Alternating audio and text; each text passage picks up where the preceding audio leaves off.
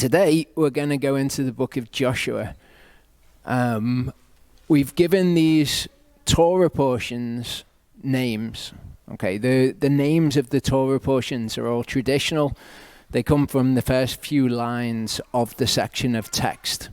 So today it's going to be Vayomer, which means, and it came to be. And it brings up an interesting question as to what exactly is the Torah, what exactly is a portion of the Torah, and there are several different answers that we could come up with.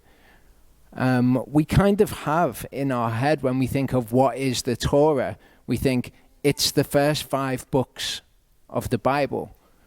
And that's not actually correct. It is correct and it's not correct. That is part of the Torah. It's what the Jews would call the Torah.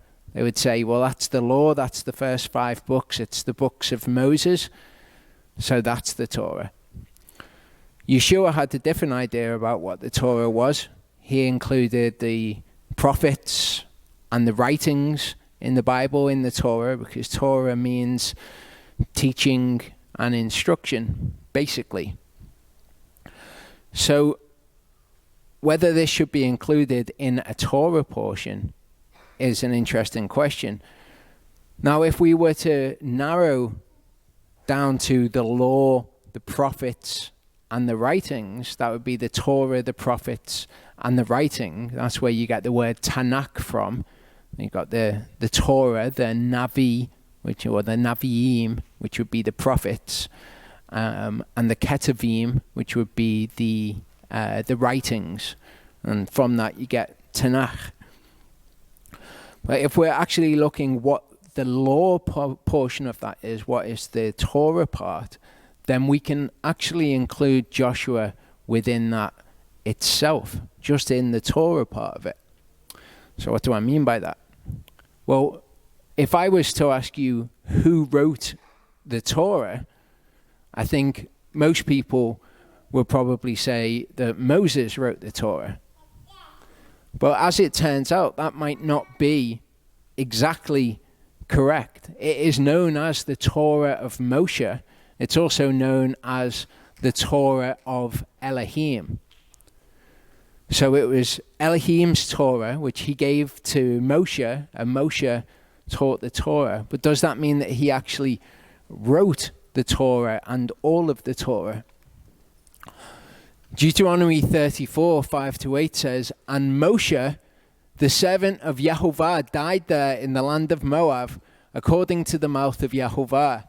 And he buried him in a valley in the land of Moab, opposite Beth Peor, and no one knows his burial place to this day. And Moshe was 120 years old when he died. His eyes were not dim, nor his freshness gone. And the children of Israel wept for Moshe in the desert plains of Moab 30 days. So this is written in the Torah. It could be that Yehovah inspired Moshe to write this before his death. But this is talking about what happened after Moshe's death, and it records these events. So there's also a likelihood there that somebody else wrote this and recorded it. Okay, it's recorded as in these events are the ones that happen. In Joshua 8:30-32, it says, "And Joshua, built an altar to Yehovah Elohim of Israel in Mount Ebal, as Moshe the servant of Yehovah had commanded the children of Israel, as it is written in the book of the Torah of Moshe." Okay, so we've got the book of the Torah of Moshe, the book which contains the Torah of Moshe. An altar of unhewn stones over which no man has wielded iron. And they offered on it burnt offerings to Yehovah and slaughtered peace offerings. And there in the presence of the children of Israel, he wrote on the stones, this is Joshua wrote on the stones a copy of the Torah of Moshe, which he had written. Okay, so it tells us here that Joshua wrote the Torah of Moshe, and that he wrote a copy of it on these stones. So if we're to ask, who does the Bible say wrote the Torah of Moshe? The answer would be Joshua. Now Joshua, son of Nun, Moshe's assistant from his youth. Okay, so Joshua was his assistant.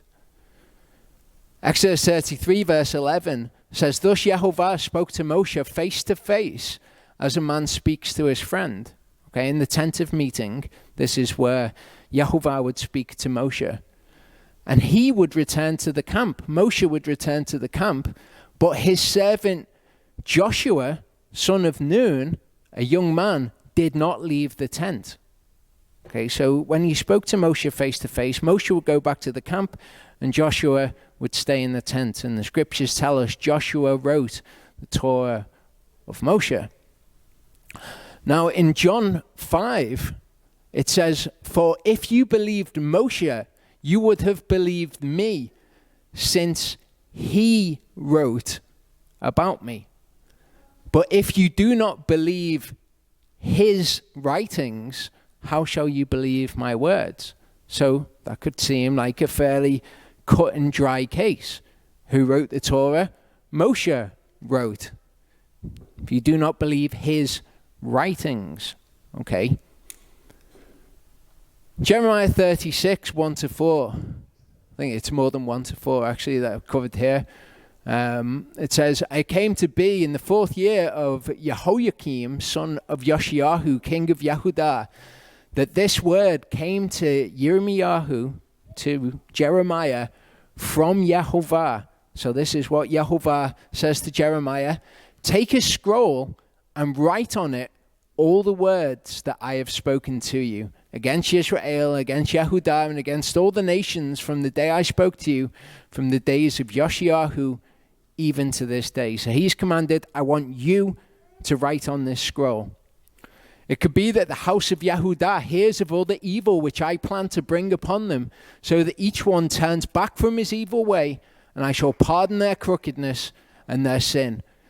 And Yirmiyahu called Baruch, son of Neriah, and Baruch wrote on a scroll from the mouth of Yirmiyahu all the words of Yehovah which he'd spoken to him. So he's told, you write this on a scroll. How does he do that? He gets Baruch, his assistant, his scribe, to do it.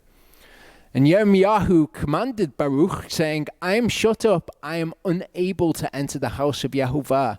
But you shall enter and shall read from the scroll which you have written from my mouth, the words of Yehovah in the hearing of the people in the house of Yehovah on the day of fasting.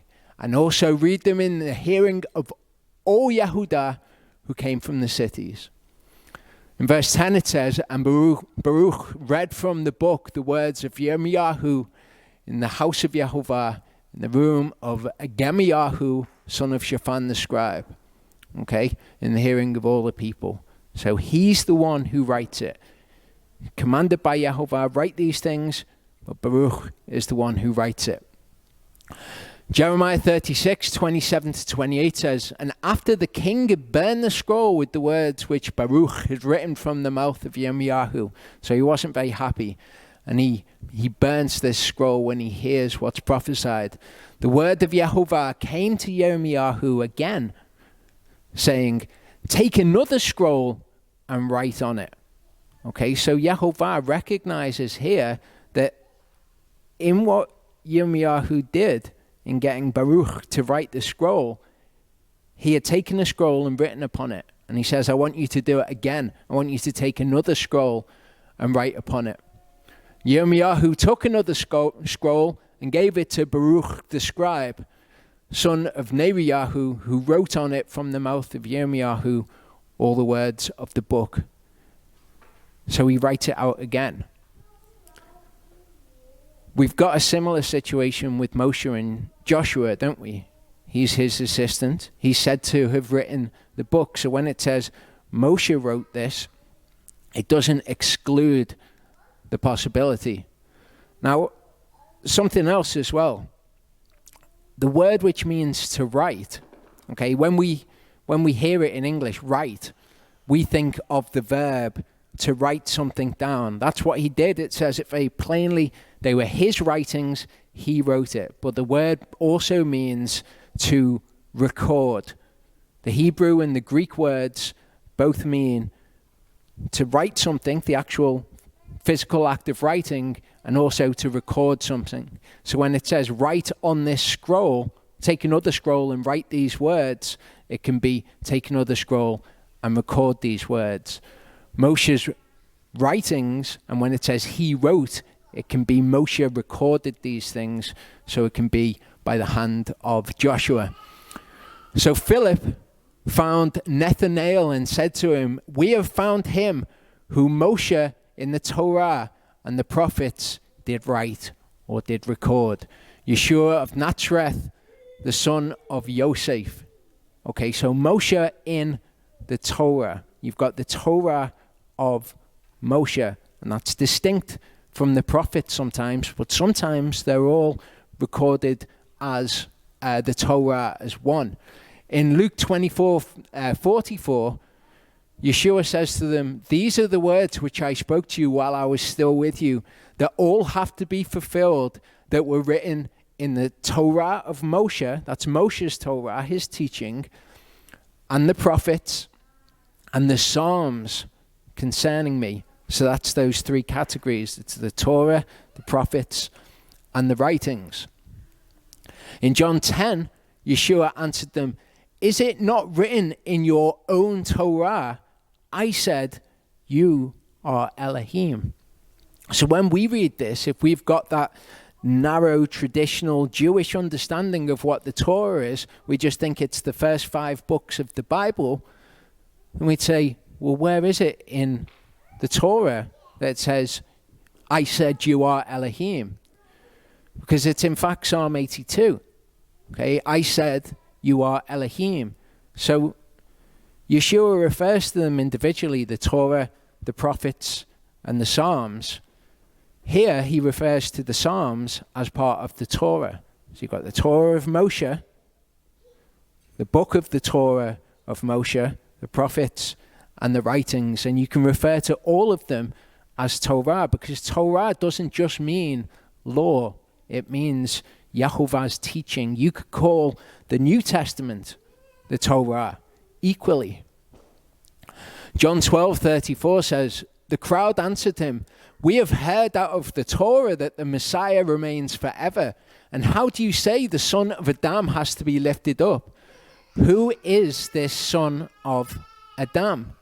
So the crowd say, we've heard out of the Torah that the Messiah remains forever. Problem is, the Torah doesn't say that the Messiah remains forever. Then they say, who is this son of Adam? The Greek word used there is anthropos. It's man. Okay, who is this son of man?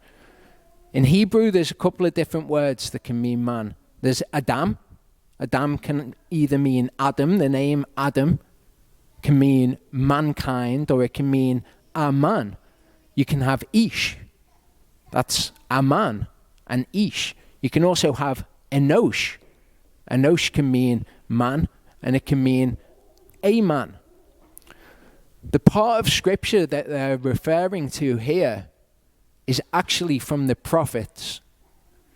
Daniel 7:13-14 says, I was looking in night visions and saw one like the son of Enosh, so the son of man.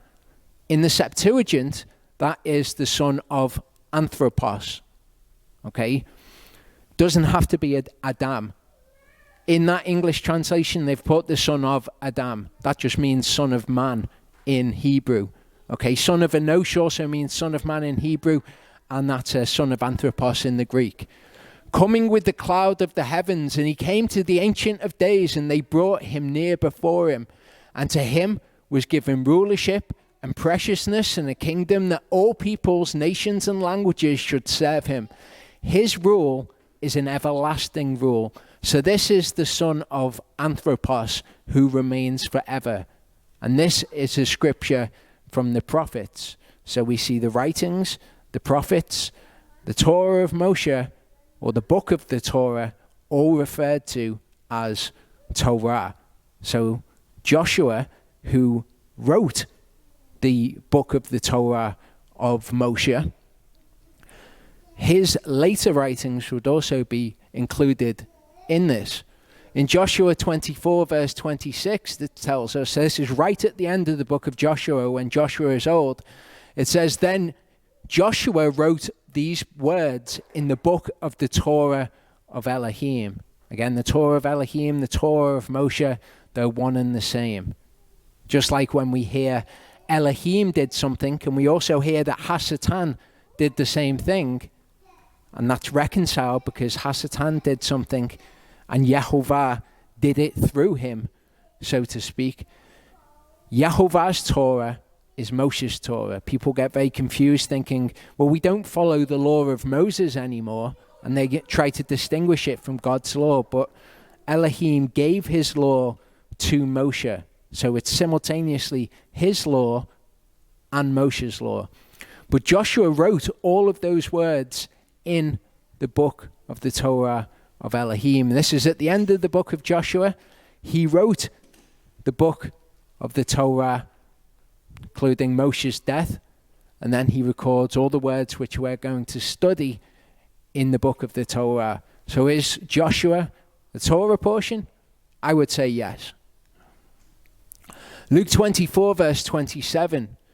Beginning at Moshe and all the prophets, he was explaining to them all the scriptures concerning himself. Okay, so this is Yeshua. He's on the road to Emmaus, and he's explaining who he is after his death. They've heard all these things about him. He's explaining who he is and his death and all of those sorts of things from Moshe and the prophets, beginning there and explaining all the things, because all of the scriptures point to Yeshua. All of them explain the gospel, and that's something that I'm going to be focusing on in the Joshua Torah portions. This one and the next one. There's going to be 4 Torah portions. I'm going to do this one. If you see Charlie the next, I'll do one, and Charlie will do the last Joshua Torah portion. What I'm going to be focusing on is the gospel throughout the scriptures, and what the gospel actually is. What is the good news? Why is it necessary that we believe that Yeshua died and was raised again? Why is that necessary to believe? I'll go through all of that. I'll go through that particularly next time. I'll be going through a lot to do with the good news, with the gospel throughout these Torah portions. John 5, 46 to 47. Again, if you believe Moshe, you would have believed me, since he wrote about me. If you do not believe his writings, how shall you believe my words? My words are the same thing. So we go back in the Torah, we see pictures of Yeshua. We see people who particularly are pictures of Yeshua. We see it with Joseph, don't we? We've looked at Joseph before. In this teaching, I would recommend to anybody to watch this, because this goes through Joseph's life chronologically and shows how it is the narrative in the Gospels chronologically. Joseph gets things backwards to how Messiah gets them, but his life is chronologically Messiah's life, and that's going all the way back to the book of Genesis. Okay, Yeshua is written about within there. We see Aaron. Okay, Aaron is a picture of Yeshua, isn't he? Not only because he is high priest, we also get other things with Aaron that are a picture of Yeshua. Okay, think of his rod that budded. Right from the beginning, we have this idea of life coming from death. And it's all the way through. And this is essential for us to understand the gospel as it is taught from Genesis through all of the Torah of Elohim, including the New Testament. Okay, Daniel. In the book of Daniel, we see Daniel cast into a pit, don't we? With the lions. Okay. This is again a story of where Daniel was put in a situation where he was certain to die. He wasn't killed and then resurrected to life, but he was put in a situation where he was certain to die. He was, it was seen as a form of execution, wasn't he? He was told that he would be executed by being thrown to the lions. He was thrown to the lions, and yet he comes out alive. He comes out of the pit alive. Yeshua went down to Sheol dead and came out alive. So this is a picture of Yeshua. Joseph in his life. Okay, Joseph was twice in a pit, brought out to life. First time his brothers threw him in the pit. Okay, and instead of killing him, they sold him into slavery. So he was put in a situation where he was to die, and he came out to life. Also, he was thrown in the dungeon, wasn't he, in Egypt, and he was brought out, and he wasn't just brought out to live, he was brought out to be ruler. Jonah is the picture that Yeshua talks about. He says, "No sign shall be given to you except the sign of the prophet Jonah, who was in the fish's stomach for 3 days." Okay, if you get swallowed by a fish, a giant fish, you're going to die, because stomachs have acid in them, and you would be digested if you were swallowed by a giant fish. Jonah was swallowed. He was put in a situation where he would have died, but his life was preserved, and he came out alive. So again, this is a picture of Yeshua. Moses was hidden. He was supposed to die. Okay, all of the firstborn males were to die, but he was hidden. And what we see with Jonah is he was hidden for 3 days, just like Yeshua was in the heart of the earth for 3 days. And when we see this number 3 around these sorts of events, it's a bit of a hint that we're going to see something messianic. All of these events that we've seen, in fact, involve the number 3. Moses, he was hidden for 3 moons. The woman conceived and bore a son, and she saw that he was a lovely child, and she hid him 3 moons. Okay, so exactly this picture of Yeshua. The number 3 is involved death, or certain death, changing to life. Genesis 14:9-13, with Joseph when he's in the dungeon. So the chief cupbearer related this dream to Joseph, said to him, "See, in my dream, a vine was before me, and in the vine were 3 branches, and it was as though it budded, like Aaron's rod. Its blossoms shot forth, its clusters brought forth ripe grapes. Pharaoh's cup was in my hand, so I took the grapes and pressed them into Pharaoh's cup and placed the cup in Pharaoh's hand." And Yosef said to him, "This is the interpretation of it. The 3 branches are 3 days. Yet within 3 days, again, Pharaoh is going to lift up your head and restore you to your place." Okay, with the baker was going to die. The cupbearer, within 3 days, was going to be restored to his place. So again, we've got this picture of Yeshua, and we've got the number 3, which accompanies it. It's not always the number 3. Sometimes it's the number 30. Sometimes it's the number 3,000, but 3 is involved.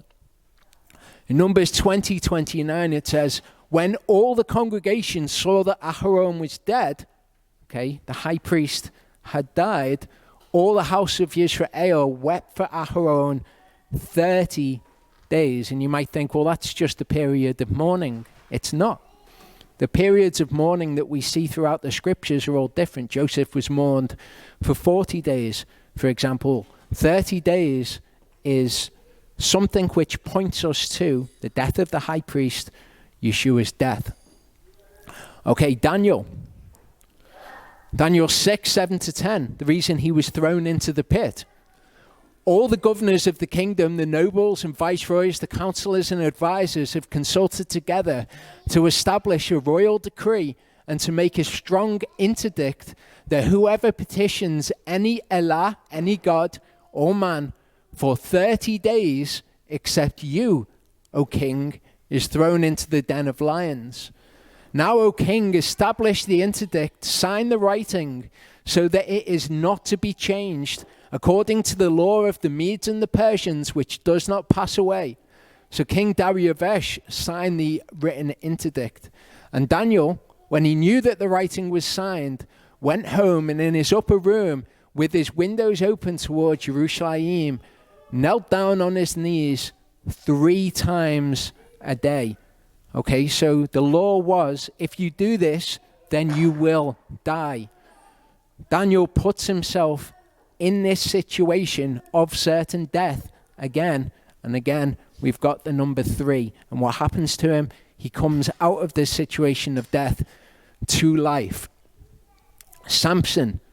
Okay, you might not think of Samson as a messianic figure, but he is. And it's important that we understand these messianic figures, because when we see messianic figures and we see links with other people, what we're seeing is a link between the Messiah in somebody and then in the other narrative, since those people are equivocated, and we'll see this, Messiah is seen in that picture as well.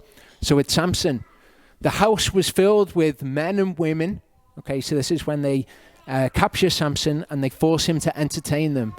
And all the princes of the Philistines were there, about 3,000 men and women. Okay, this is something to be aware of when you're reading through the scriptures. Think of the 3,000 which became part of their number at Pentecost, or the 3,000 that were killed among the Levites. Okay, there are 3,000 men and women who were there, who were on the roof, who watched Shimshon or Samson entertaining. And Shimshon called to Yehovah, saying, O Master Yehovah, remember me, I pray. Strengthen me, I pray, only this time, O Elohim, and let me avenge myself on the Philistines with vengeance for my 2 eyes. They'd taken out his eyes, hadn't they?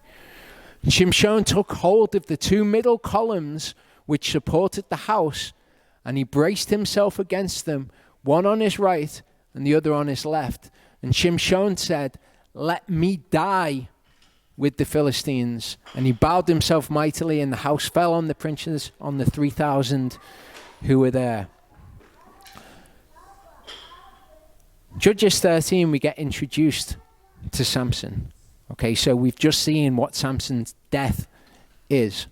In Judges 13, we see an interesting structure. In the beginning of Judges 13, we get this structure which is laid out. We get these events which are laid out in a certain order, and then the final event in that structure is significant. And then in the latter half of Judges 13, we get the same structure, the same events happen, just 5 or 6 verses later. You get the exact same components to the narrative happening, but the final component is different.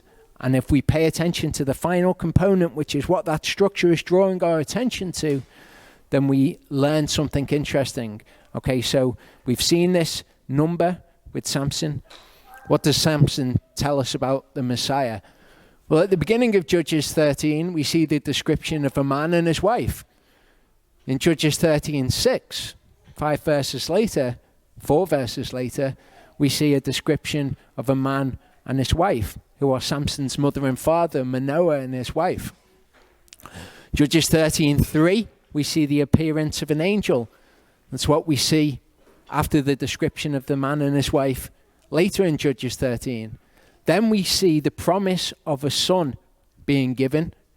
You see the promise of a son being given. I mean, this should be also familiar to us from the angel appearing to Miriam and giving the promise of the son. We see the promise of the son, and we see the stipulations of the Nazirite vow given. Later we see the stipulations of the Nazirite vow given. Okay, and this is all pointing us towards something. The next element at the beginning is that he will save Israel. The next element is his death. Okay, so we've got this link between his death and him saving Israel, which is, of course, true of Yeshua. And we can see Samson as this messianic figure And we get this, it's like the text itself is constructed in such a way to teach us this. The Messiah was hidden in the scriptures from the beginning. This is, in my mind, the sort of thing that Yeshua could have been explaining to them on the road to Emmaus. Okay, in the kind of the Jewish way of studying things, you get something which is known as Atbash. Okay, Atbash is so called because you've got the Aleph, that's the first letter of the Hebrew alphabet, and you've got the Tav, that's the final letter in the Hebrew alphabet.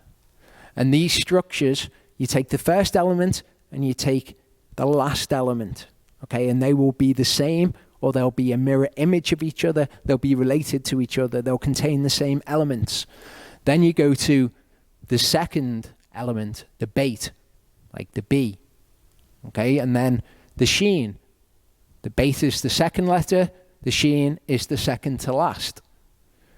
So you take the second element, the second to last. First, last, second element, second to last. And you continue like this until you get to the part of the text that it's honing in on, that it's closing in on. So the Jews would refer to this as an Atbash structure. In English, we might call it an Asbi structure, okay? A and Z, the first and the last. B and Y, the second and the second to last. You understand how the structure is going to be. So you will get the first element, the last element, second element, second to last, etc. to the middle. And in the middle, you'll find the thing that the text is actually, in the things it says, pointing you to. The text is actually pointing you to a part of the text which is important.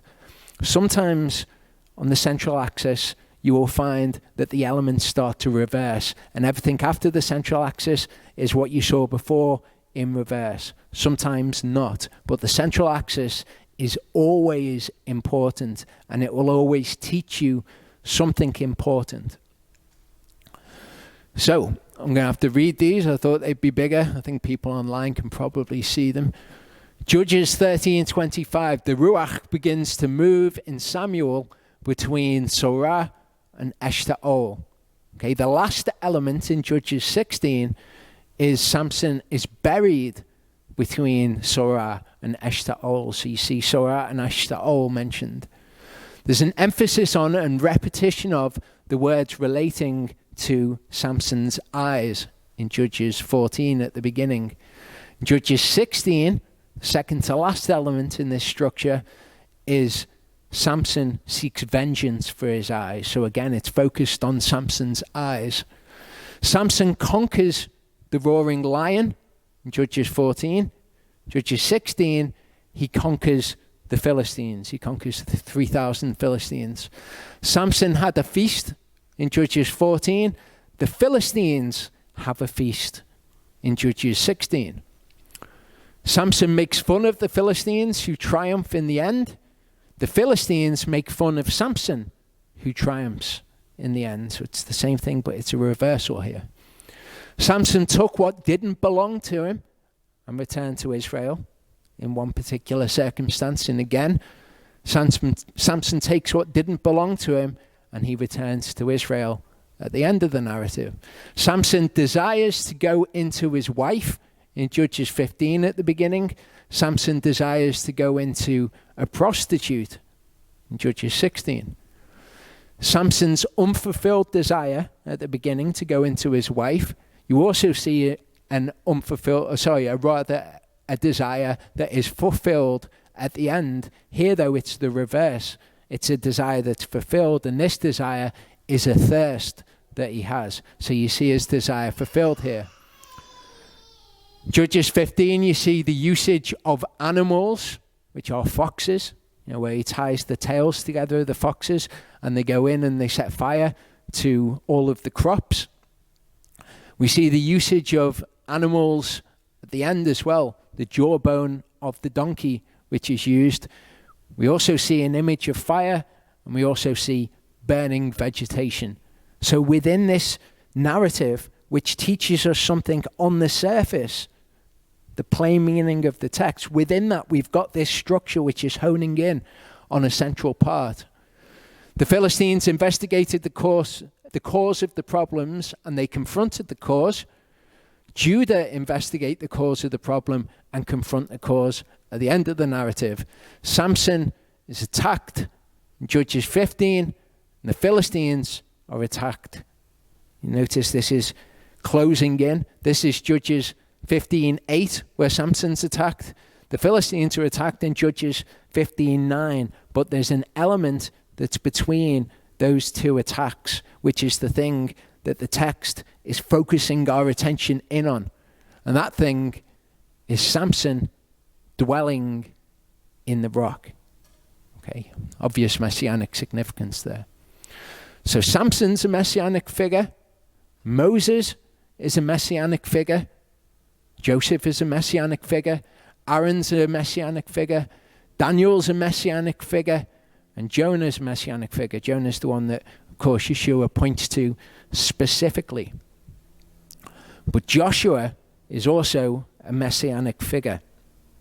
And we see the number 3,000 with Joshua throughout the narrative. So look out for those as we're going through the book of Joshua, because Joshua is somebody who is one of those, the really big pictures of Yeshua, like Joseph, or much more than Aaron, I would say, or Jonah.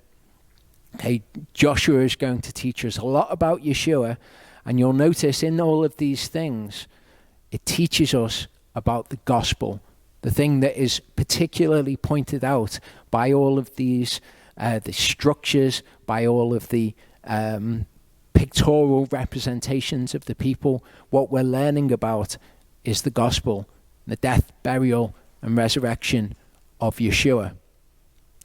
So in Joshua 1:1, it says, "It came to be after the death of Moshe, the servant of Yehovah, that Yehovah spoke to Yahushua, son of Nun, the assistant of Moshe, saying, Moshe, my servant, is dead.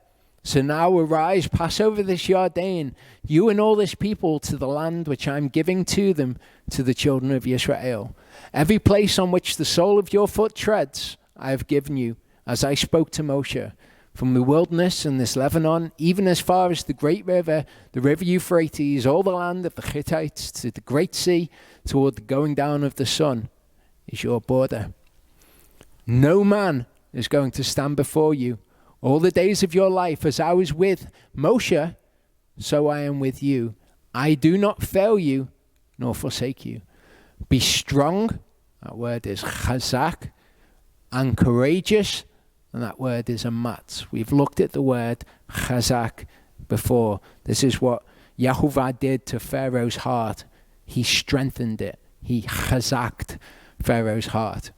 Okay, we've got this word amatz translated as courageous. We've seen Hebrew words before where we've said the English words which are used to approximate it are just approximations. They don't entirely encapsulate that word, and so you have to use different English words wherever you see this word amatz, or in some of the places, to encapsulate the entirety of what it's trying to get across. "For you are to let this people inherit the land which I swore to their fathers to give them. Only be chazak and very amatz, to guard to do according to all the Torah which Moshe my servant commanded you. Do not turn from it right or left, so that you act wisely wherever you go. Do not let this book of the Torah depart from your mouth, but you shall meditate on it day and night, so that you guard to do according to all that is written in it. For then you shall make your way prosperous and act wisely. Have I not commanded you? Be chazak and amatz. Do not be afraid, nor be discouraged, for Yehovah your Elohim is with you wherever you go." Kind of the flip side of being chazak and amatz. So the word amatz here, you see, says to be strong, to be alert, courageous, brave, stout, bold, solid, to be hard, to harden something. Okay? Really what this word speaks of to me is being bold and being ready and being willing, which is obviously all good terminology when we're thinking of doing the Torah, what we have to be in order to do the Torah, because we will be tested in things. Okay, we're not to be in fear when something comes along and we think, how am I even going to do that? I know that if I do that, the normal course of events will be that something bad would happen. Yehovah says, be chazak, be amatz. Don't be discouraged. Don't be fearful. Do these things. Don't go to the right and don't go to the left. This is what Gesenius says about this word amatz. Okay, we are concerned with this passage here. The verbs all take on different forms. The form of the verb we're dealing with is the kal form. Okay, you see here, you can have the kal form, the piel form, the hithpael form, and the hifil form, and they all mean slightly different things. Well, we're dealing with the kal form when it said to Joshua. You might also hear of this as the pa'al form. Okay, so if you ever read pa'al, just think kal, they're the same. So Gesenius says to be alert, to be firm, to be strong. Kindred to this word, to be eager, okay, properly of alertness of the feet. Okay, so it's talking about this readiness, this willingness. It can be courage, to be courageous to do something, to be ready and to be alert to take this thing on, to be bold and stout in it. Think of David. Okay, David is a man that when he came against Goliath, you could describe his actions and how he was in just going and picking up the stones to kill Goliath and his brother. They are the actions of a man who is a matz. Genesis 25:23 uses this word in an interesting way when we consider Joshua as being told, do the Torah, be strong and be a matz in following the Torah. Yehovah said to Rivkah, 2 nations are in your womb, okay, Jacob and Esau. 2 peoples shall be separated from your body. 1 people shall be more a matz than the other people. Which is interesting when we think Jacob, the ones who become Israel, they're the ones who wrestle with God. They're the ones who, when they're challenged to do something which perhaps they're fearful over, they're the ones who do it anyway. And then you've got Esau, who's the sort of person who sells his birthright just for a single bowl of pottage, for something that's material. He will give up the inheritance for that. And he doesn't find the place for repentance. Even though he seeks that place of repentance with tears, he's never brought to a place where he is repented. So 1 people shall be more a matz than the other. That's Jacob. Deuteronomy 15 verse 7 says, when there is a poor man with you, one of your brothers within any of the gates in your land which Yehovah your Elohim has given you, do not make your heart a matz. Okay, it says harden your heart here. We saw the other word, chazak, used of Pharaoh when his heart was hardened by Yehovah, but his heart was strengthened. Here, it's do not make your heart a matz against your brother. Psalm 27 verse 14, David is told, wait on Yehovah, be chazak, and let him strengthen your heart. We know that our inner man is strengthened by his spirit. But the way that it's described here in Psalm 27 is that our heart is made ematz. It's made bold. It's made ready and willing to act by Yehovah's spirit. That's what he does. It's not so much making it strong, although he does also strengthen us, but he makes our heart to be in this state. And this state is necessary if we are going to follow Torah, because we will be challenged by things in the word. We are told by the word we have to be proven. Our faith has to be proven. And in order to prove our faith, we have to have something that we find difficult, that we find challenging, that we are fearful of. We wait on Yehovah, we are chazak, and we allow him to make our heart amatz. So Joshua is told, be chazak and be very amatz to God to do according to all the Torah which Moshe my servant commanded you. Because you need to be amatz to do it. Do not turn from it right or left, so that you act wisely wherever you go. Do not let this book, the Torah, depart from your mouth, but you shall meditate on it day and night, so that you guard to do according to all that is written in it. For then you shall make your way prosperous and act wisely. Have I not commanded you? Be chazak and amatz. Do not be afraid, nor be discouraged. That's aratz and chatat. For Yehovah your Elohim is with you wherever you go. So when we're challenged by these things, we're to be strong, we're to be amatz, we're to be bold and ready and willing to do these things. We're not to be aratz, and we're not to be chatat. Aratz, okay, to tremble, to dread, to fear. Okay, so it's dreading something. Sometimes when you read something in the word, you think, I've no idea how I'm going to do that thing. Okay, and it can inspire in you fear of that thing because you don't know how you're going to do it. And if it was just you and you were required to do that, then maybe it would end in something bad. But our belief is in Yehovah. It's our belief in Yehovah that allows us to be chazak, and it allows our hearts to be amatz.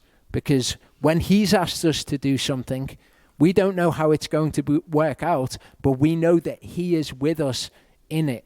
And that enables us to be strong and to be courageous. So we're not to dread and we're not to fear. We're not to tremble before these things. Okay, it's okay to have that instant reaction of, oh no, how am I going to do that? But then that is quelled by Yehovah making your heart amatz and knowing that he is with you in those things.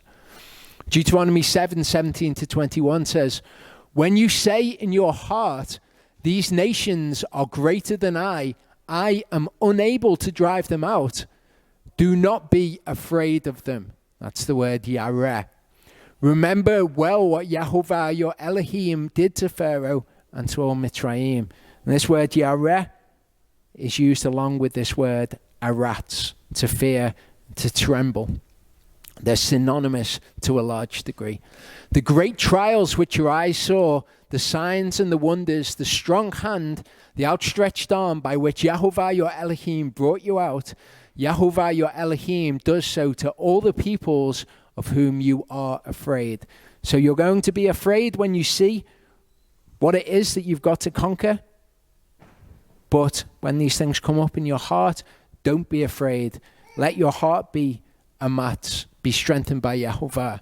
Yehovah your Elohim also sends the hornet among them until those who are left, who hide themselves from you, are destroyed. Do not be afraid of them. That's that word aratz. For Yehovah your Elohim, the great and awesome El, is in your midst. So when you're scared, don't be scared. You're going to be scared at first, but allow your heart to be strengthened and to be amatz because of Yehovah. This teaches us something about the gospel. As I say, Joshua will teach us things about the gospel. Joshua is told, be strong and be courageous. Do not fear. Okay, and we, in our belief of the gospel and our belief being obedience, the same is true for us. That is a necessary component. What was necessary for Joshua is necessary for us. Okay, the other word was chatat, okay, meaning to be shattered, to be dismayed, to be broken. So when you see the enemy, don't be dismayed of them. When you see what is required of you, if it is something that you're fearful of, don't be destroyed by it. Don't be dismayed about it. Okay, you will be fearful of that thing, but that's necessary for your faith to be tested. This is all a part of the gospel. When the gospel was given to the Israelites, for example, the thing that was missing for them was belief. Okay, this is what Gesenius says about this. He says it is properly to break, okay, to be broken. So this idea of being dismayed or being broken by something. When you see the enemy, don't be dismayed. Don't be broken in yourself because of them. Be chazak and be amatz. Matthew 13, 20 to 22 illustrates for us how people are broken and how they're fearful when things in the word come up, when these tests of our faith come up. Okay, the parable of the sower. That which is sown on rocky places, this is he who hears the word and immediately they receive it with joy, because the good news is great. You've got the salvation of your soul. Okay, brilliant. I'm on board with this. So immediately they receive the word with joy. But he has no root in himself and is short-lived. And when pressure or persecution arises because of the word, immediately he stumbles. So something comes up, some kind of pressure or persecution because you're starting to follow the word. Don't be afraid in that instance. The people who are sown on rocky places in the parable, immediately they stumble when these things come against them because they are broken and they're dismayed by them. That which is sown upon the thorns is he who hears the word, and the worries of this age, okay, so again, worry, fear, being broken, being dismayed by these things, the deceit of riches choke the word and it becomes fruitless. So what we're told is we're to be chazak and to be amatz when these pressures come upon us. Hebrews 4, 1 to 2 tells us that this is a part of receiving the gospel. It says, therefore, since a promise remains of entering into his rest, let us fear lest any of you seem to have come short of it. For indeed, the good news, the gospel, was brought to us as well as to them, as well as to the people in the past. But the word that they heard did not profit them, not having been mixed with belief. So what we're seeing in Joshua, the part of the gospel that we're seeing, is that we need to have faith. We need to be strong. We need to be strengthened by Yehovah. We need to be courageous. We need to not fear when these things come, when these pressures come, or when worries come upon us from following the word. We'll be strong and we're courageous. Hebrews 4 verse 15 shows us that Yeshua was the same. Okay, Yeshua was Elohim, the word of Elohim made flesh. He came to the earth.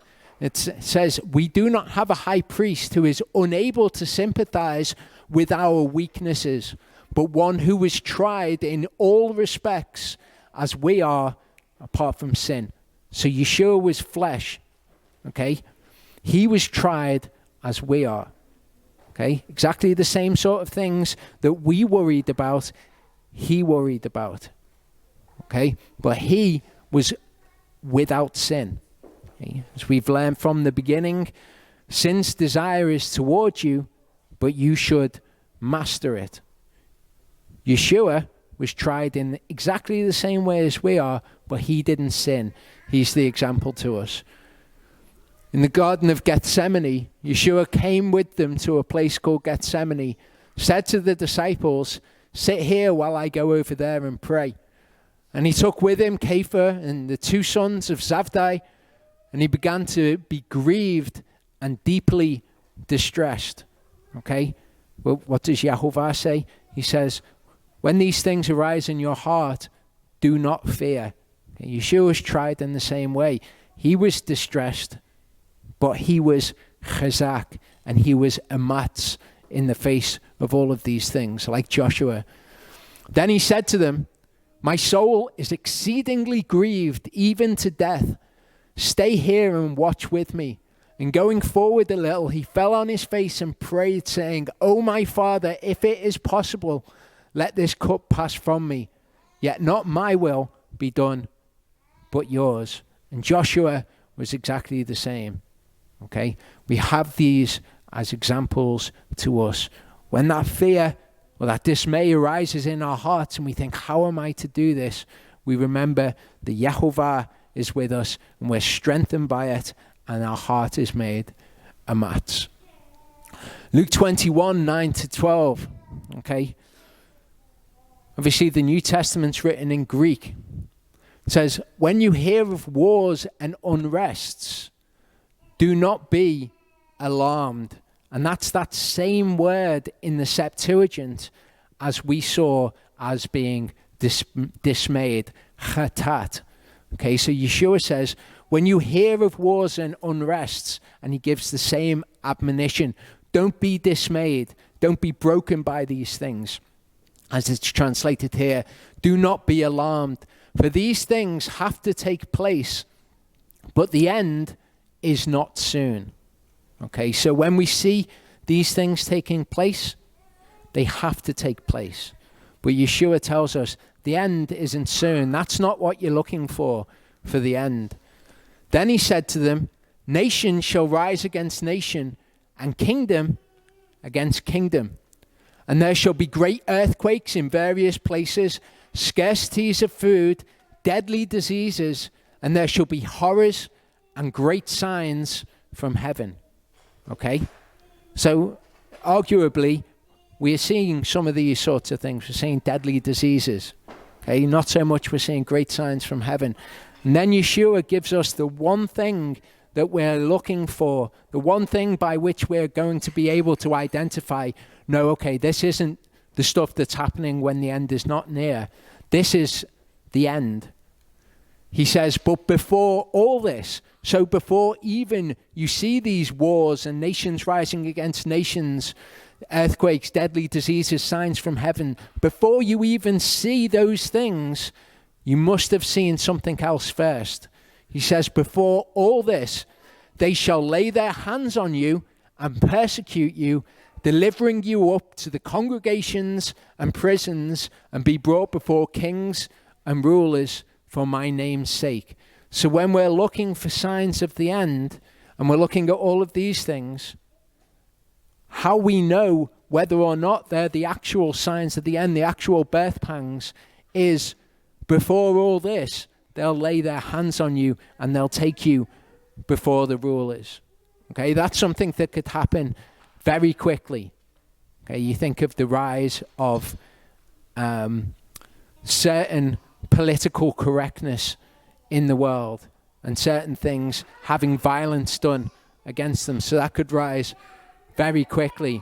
But before we start looking to signs like this, to say, well, these are the signs of the end, first of all, this is going to happen. We'll be delivered up to rulers. But the admonition from Yeshua is exactly the same. Do not be alarmed.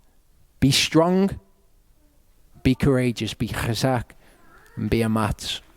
In the last part, we saw that Joshua is one of these people in whom we can see a picture of Messiah.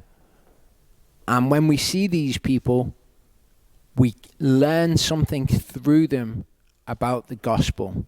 We learn something through them about the good news. So what we should expect to see in Joshua's life is we should expect to see some kind of mention of this number 3. And I'm not saying that every time in the Bible you see the number 3, it's to do with the Messiah. I don't know. I've not checked them all out.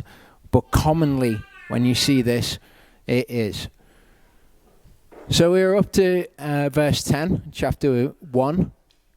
Joshua commanded the officers of the people, saying, pass through the midst of the camp and command the people, saying, prepare food for yourselves, for within 3 days you are passing over this Jordan to go in to possess the land which Yehovah your Elohim is giving you to possess. Okay, now this is interesting. We think, okay, they're told to prepare food for these 3 days. Seems like a fairly reasonable thing to be told. But in Joshua 5, it says, the children of Israel camped in Gilgal, performed the Passover on the 14th day of the Chodesh at evening on the desert plains of Jericho. And they ate of the stored grain of the land on the morrow after the Passover, unleavened bread and roasted grain on this same day. And the manna ceased on the day after they had eaten the stored grain of the land. And the children of Israel no longer had manna, but they ate the food of the land of Canaan that year. So, before this, what they were eating was manna. So, in what we're reading, what they were eating was manna. And they're told, take this manna and prepare enough of it for 3 days. So we know when it came to the Shabbat, for example, they were told to bake and cook what they wanted to and leave the rest over until the morning.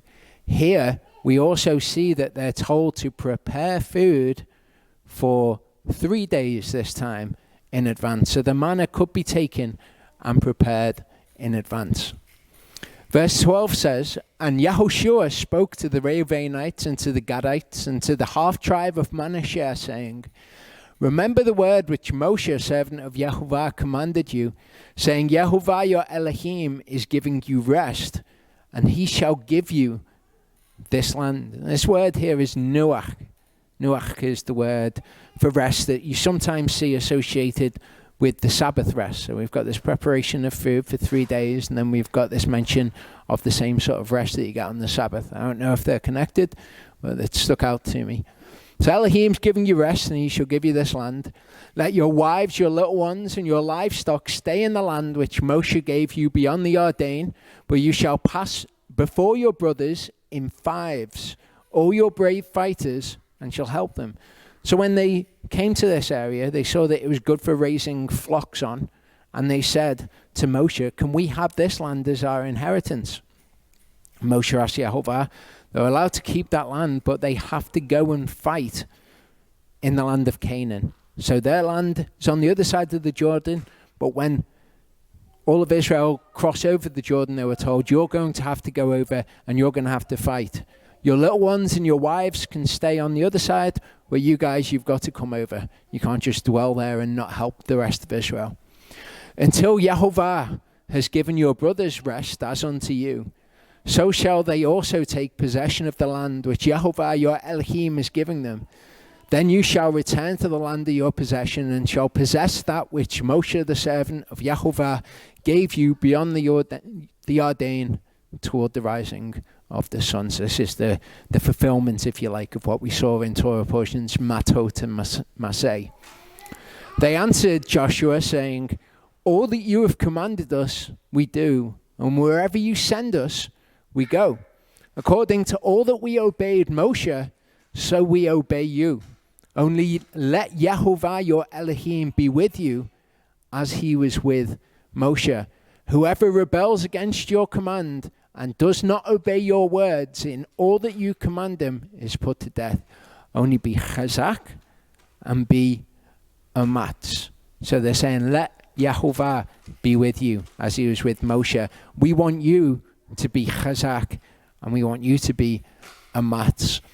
And interestingly, they say, whoever rebels against your command shall be put to death, which is something that we read in the Torah in Deuteronomy 17. Obviously, Deuteronomy was what was read to these people by Moshe. So they've recognized this is the way that the Torah says that it should be done. And they've said, okay, this is the way that it shall be. We will obey the Torah. So one of these atbash we see in this account that we've seen so far, we've been through the first, say, 12 verses of the book of Joshua. So one of these chiastic structures that's going to point us to something important is at the beginning, Yehovah commanded the people to prepare to take the land. Joshua gave the command to prepare to possess the land at the end. Yisrael will receive the land spoken of by Moshe. That's what's mentioned in Joshua 1 verse 3. Joshua 1:13, remember what Moshe told you, Yehovah will give you the land. Same elements we're seeing here. Yehovah gave the boundaries of the land with respect to water barriers, which were the Mediterranean and the Euphrates rivers, And he uses the phrase towards the setting of the sun. So he says, this is going to be the land, these are going to be the barriers, and they're water barriers.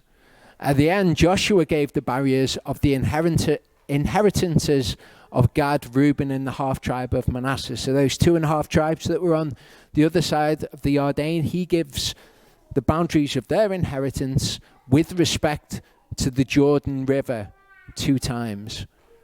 Again, he uses the phrase, towards the rising of the sun. Yahovah promised to be faithful to Joshua. Yahovah will be with Joshua as he was with Moshe. No man shall be able to stand up to him. The end, Yisrael promises to be faithful to Joshua. They will heed Joshua as long as Yahovah is with him as he was with Moshe, and they will even kill anyone who rebels against him. See, Yahovah says, no man will stand against you, and Israel effectively say the same thing to him. As I was with Moshe, I'll be with you. I am with you wherever you go, we see later on. I will not forsake you. Do not fear, nor lose resolve. Be strong and courageous.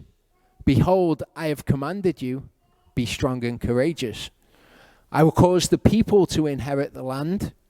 You will make your way successful and act wisely in the land. Observe the Torah. Observe the Torah. You shall not deviate from it.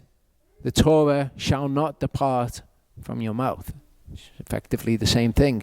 And then the central point that it's pointing to, the part of the text that our attention is being drawn to with these things, is you will succeed wherever you go. Yahushua, son of Nun, secretly sent out 2 men from Shittim to spy, saying, go see the land in Jericho. And they went and came to the house of a woman, a prostitute, and her name was Rachav, and they lay down there. But it was reported to the king of Jericho, saying, see, men from the children of Israel have come here tonight to search out the land. And the king of Jericho sent to Rachav, saying, bring out the men who have come to you, who have entered your house, for they have come to search out all the land. These elements of this narrative we're going to see in other narratives elsewhere in Scripture, which is all going to help us put together this picture of the gospel and what it is that the Tanakh teaches us about the gospel. The woman had taken the 2 men and she hid them. So she said, the men came to me, but I did not know where they were from. And it came to be, as the gate was being shut when it was dark, that the men went out. I do not know where the men went. Pursue them quickly so that you overtake them. But she brought them up to the roof and had hidden them with stalks of flax, which she laid out on the roof. And the men pursued them by the way to the Jordan, to the fords, and they shut the gate afterwards as soon as the pursuers had come out. So they come to her, and the pursuers come and they say, well, where are the men? She's hidden the men, but she says, I don't know where they've gone. Quick, you better go out and pursue them while you can find them. Before they lay down, she came up to them on the roof, and she said to the men, I know that Yahovah has given you the land, and that the fear of you has fallen on us, and that all the inhabitants of the land melt away because of you. Okay, so she has seen what Yahovah has done. She's not a part of Israel, but she's seen what Yahovah has done and his power. For we have heard how Yahovah dried up the water of the Sea of Reeds for you when you came out of Mitzrayim, and what you did to the 2 kings of the Amorites who were beyond the Jordan, Sichon and Og, whom you put under the ban. Part of what the gospel is, part of what the good news is, part of what salvation is, remembering the word salvation and the word deliverance are the same word in Hebrew and in Greek. Part of it is this defeat of the enemy.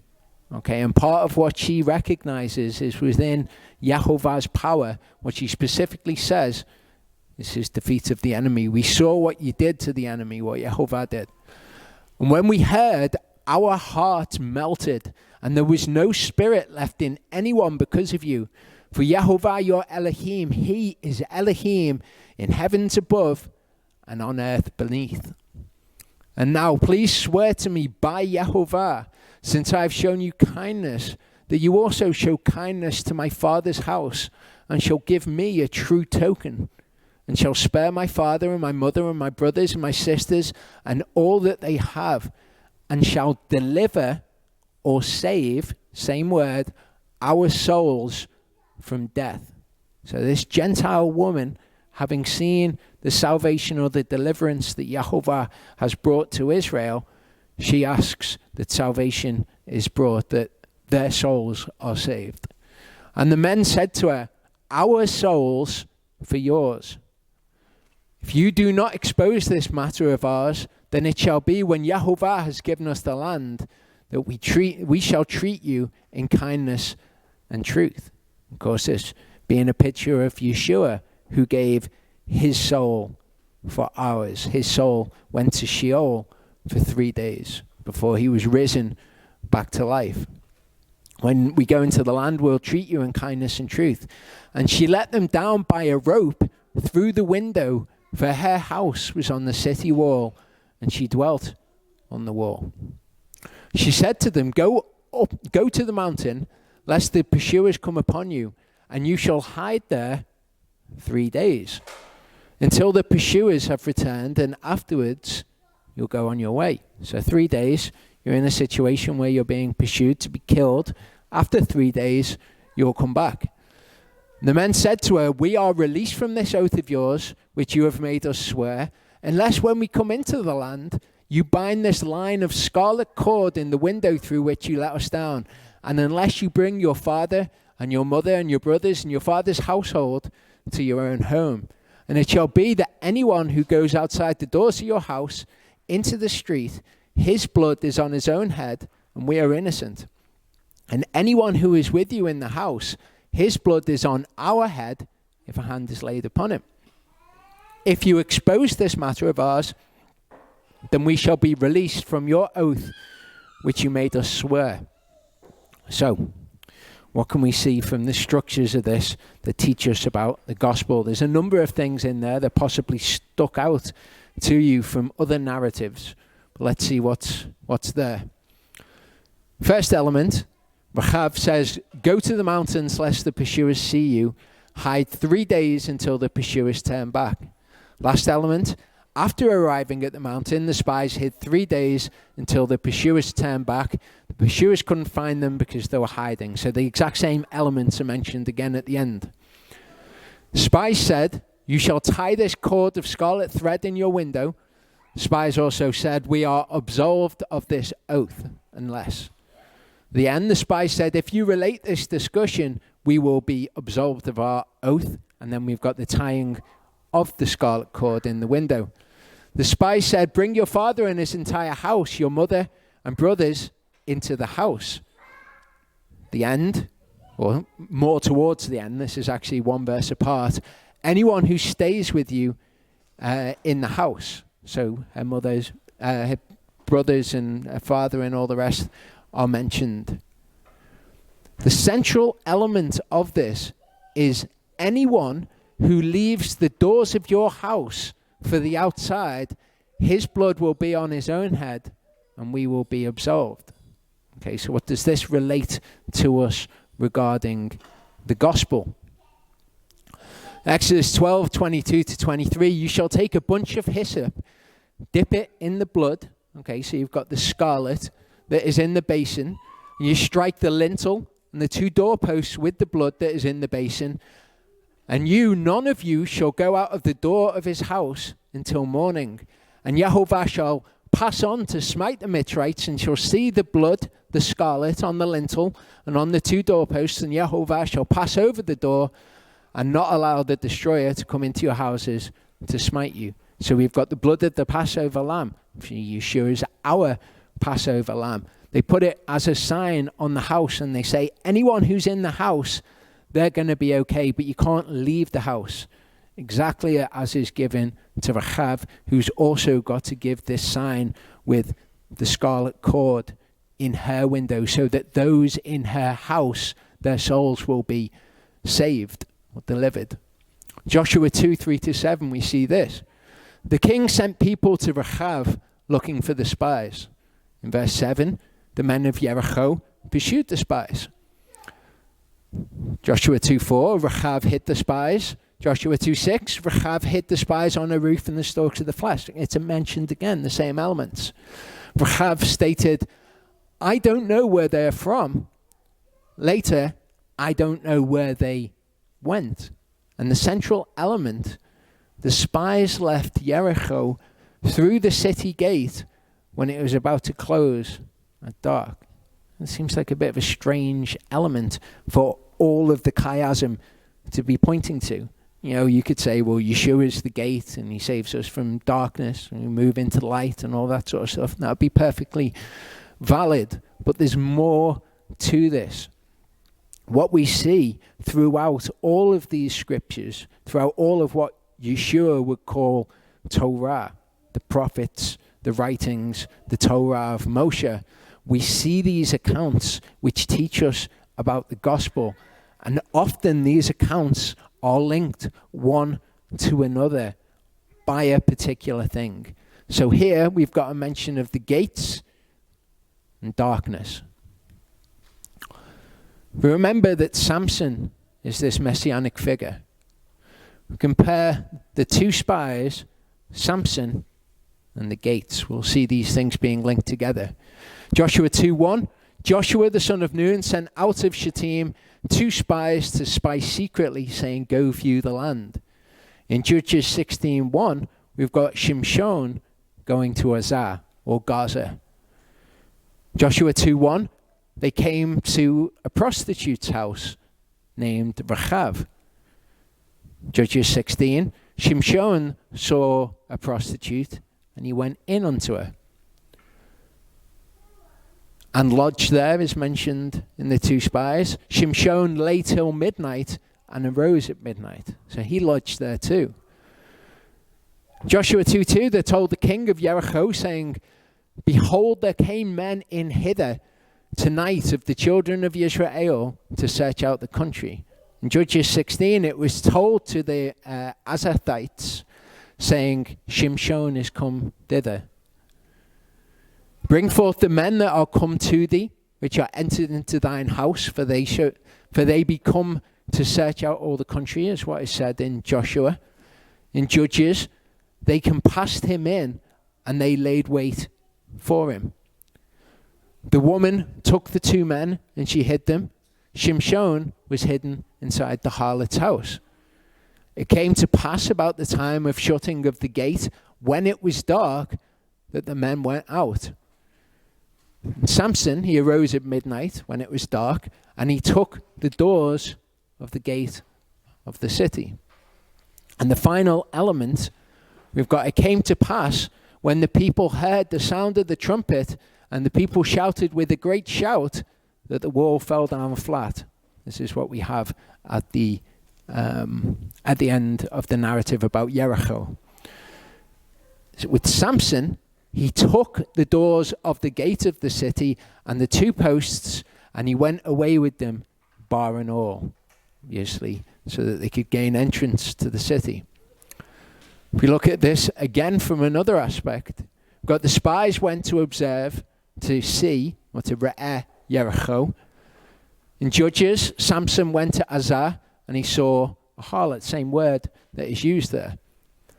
The spies stayed at the house of a harlot. Samson stayed with the harlot. The spies lodged at Rahab's house. Samson slept with the harlot, and he arose from his sleep at midnight. The king of Jericho was told that the Israelites had come into Jericho. The Azathites were told that Shimshon had come into Azar. The pursuers tried to capture the 2 Israelite spies. The Azathites lay in wait for Shimshon to catch him. The spies remained hidden from their pursuers. Although the Azathites laid in wait at the city gate, Shimshon was hidden from them, for we read of no resistance from the Azathites at the city gates. Okay, they're there waiting for him, but when he comes in, they don't do anything. Rachav told the king that the spies had left through the city gate when it was dark and the city gate was about to close. And Shimshon left through the city gate at midnight. The point that it's leading us to, the Israelites breached the wall around Jericho and the entire wall fell down. So that's what happens when the trumpet sounds, as we saw in the other one. The walls fell down. So here, the result of that is the Israelites breached the wall. And here, Samson, one of Yehovah's people, breached the wall around Azar by taking its city gates. So we see this relation to the two things. This ultimate thing that it's pointing us to here is the same thing that the chiastic structure was pointing us to. So these things are important things. They're linking these two narratives as important. So, what can we learn about the gospel, about salvation or deliverance in the stories of the spies and Samson? Rachav stated, "We've heard how Yehovah dried up the waters of the Red Sea. Sihon and Og, Yisrael's enemies, were utterly destroyed. Samson killed 1,000 Philistines with the jawbone of an ass. Samson became very thirsty." Okay, we've got this mention of the waters being dried up. Now we've got the vanquishing of the enemy. Samson became very thirsty and said, "You have granted this great salvation through the hand of your servant, and now shall I die of thirst." So this salvation was brought by Moshe with his outstretched arm, a drying up of the water. Here we've got the enemy being vanquished and the mention of thirst. This was done by splitting the Red Sea in Joshua. That's what's mentioned in Joshua. Judges, this was done by splitting the hollow of the jawbone, same word that's used there. Rachav stated, "No spirit remained in any man because of you." In Judges, again we've got the mention of the Ruach. His Ruach returned to him and he was revived. All of these elements are to do with salvation. They're to do with the gospel. Rachav requested that the spies take an oath to spare her life. Here, Samson had the tribe of Judah swear that they wouldn't kill him. So we've got two oaths that they wouldn't be killed. Rachav lowered the spies by a rope and told them to go to a mountain to hide. In Judges, they bind Samson with ropes, same word used, and they brought him up and said they're lowering him down from a rock. The final element is that the spies are told to hide for 3 days before going on their way. Picture of Yeshua. And then with Samson, Samson defeats the enemy. All of this is teaching us about the good news. It's teaching us about deliverance. In salvation as it pertains to us, this defeating of the enemy tied to the 3 days laying low before you go on your way. Okay, Yeshua conquering death by as when he was resurrected after 3 days. 1 Corinthians 15:26 tells us that the last enemy to be brought to naught, the last thing that we get deliverance or salvation from, the last enemy is death. See, we have a real inaccurate view of what salvation is.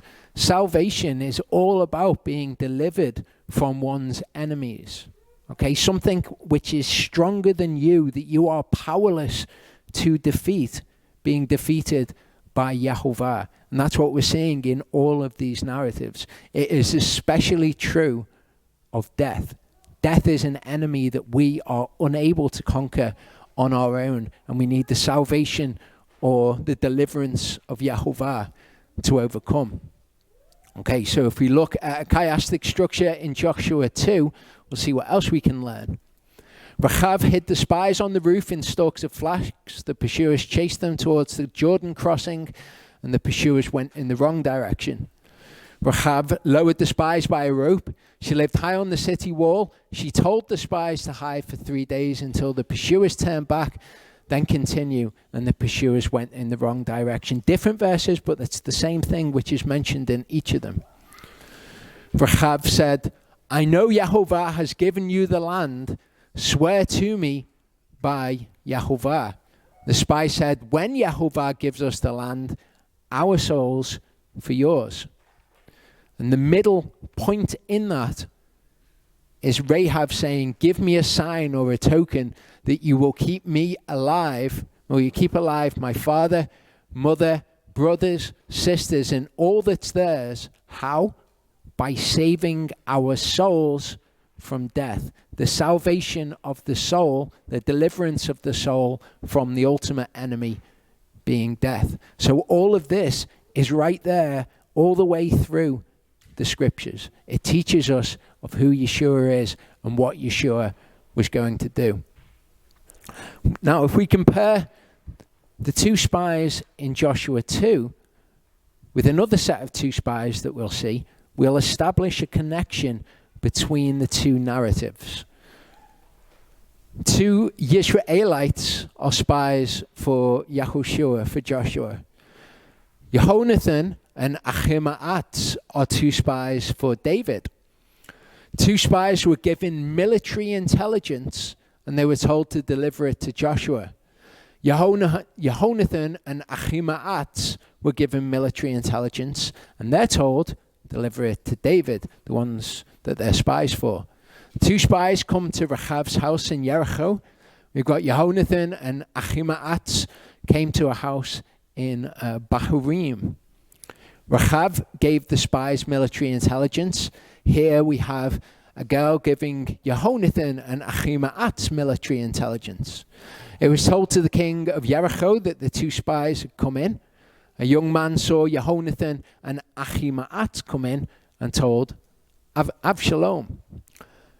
Rechav helped the two spies hide on the roof, and a woman helped Yehonathan and Ahimaaz hide in a well. It's the same narrative. It's that thing where the word of Elohim is the same throughout time. All that we have is different characters playing out the same things over and over again. Rechav covered the two spies with stalks of flax. A woman covered the well containing Yehonathan and Ahimaaz with groats. The king of Jericho's servants inquired about the two spies, and then Avshalom's servants inquired about Yehonathan and Ahimaaz. Rechav told the king of Jericho's servants that the two spies had fled. A woman told Avshalom's servants that Yehonathan and Ahimaaz had fled. The king of Jericho's servants searched for the two spies but couldn't find them. Avshalom's servants searched for Yehonathan and Ahimaaz but couldn't find them. The two spies emerged from hiding after the king of Jericho's servants had left. They emerged after they'd left, and Yehonathan and Ahimaaz emerged after Avshalom's servants had left. The two spies crossed over the Yarden. The woman said that Yehonathan and Ahimaaz had crossed over the Yarden.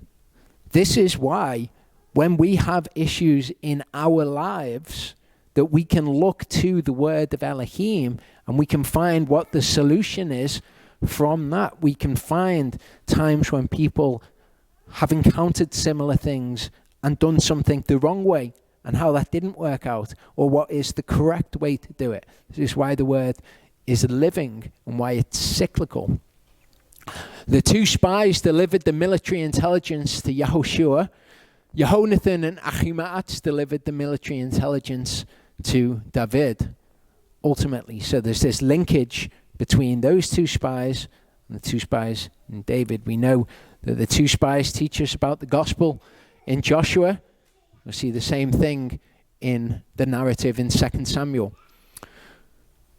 So at the beginning of this chiastic structure, Yehonathan and Ahimaaz descend into a well. Again, it's descending into the pit. A woman spread a curtain over the well. The end, Joab's men throw Avshalom's body into a large pit and erect a mound of stones over the top. So these same things. Ahithophel's suicide by hanging. We see Avshalom dead at the end, hanging in the tree. Avshalom appointed Amasa over his army in place of Joab. David's position at Mahanaim is mentioned. We've got David appointing officers at the end. David's position is mentioned again near the city gate. And all of this is pointing us to the middle, which is something which is going to tell us something about salvation, about deliverance, about the good news.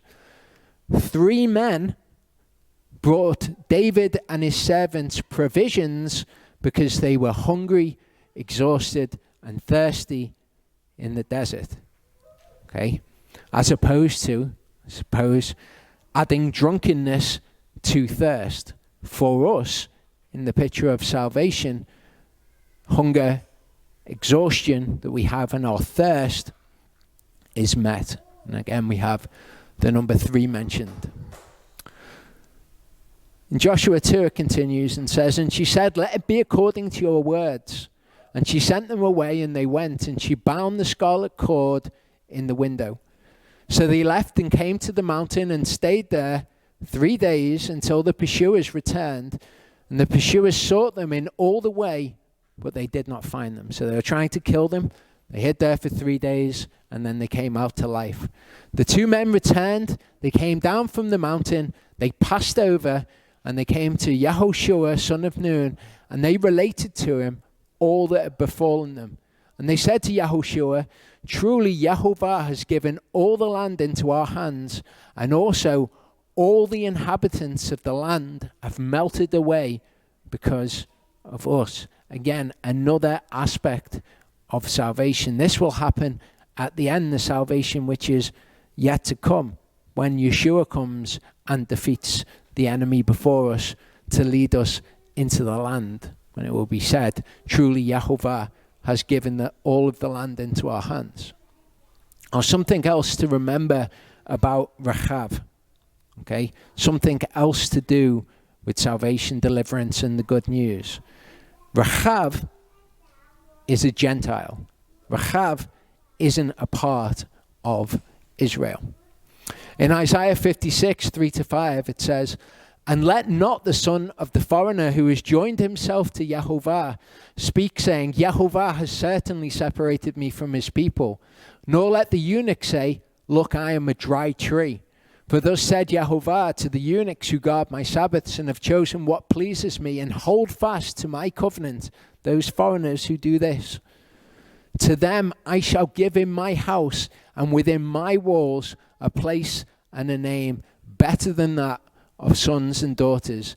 I give them an everlasting name that is not cut off." So something we can learn from Rachav is that Yahovah will accept these people into covenant, those people who take hold of the Sabbath, those people who take hold of the covenant. And this is an integral part of the gospel as explained in the New Testament writings.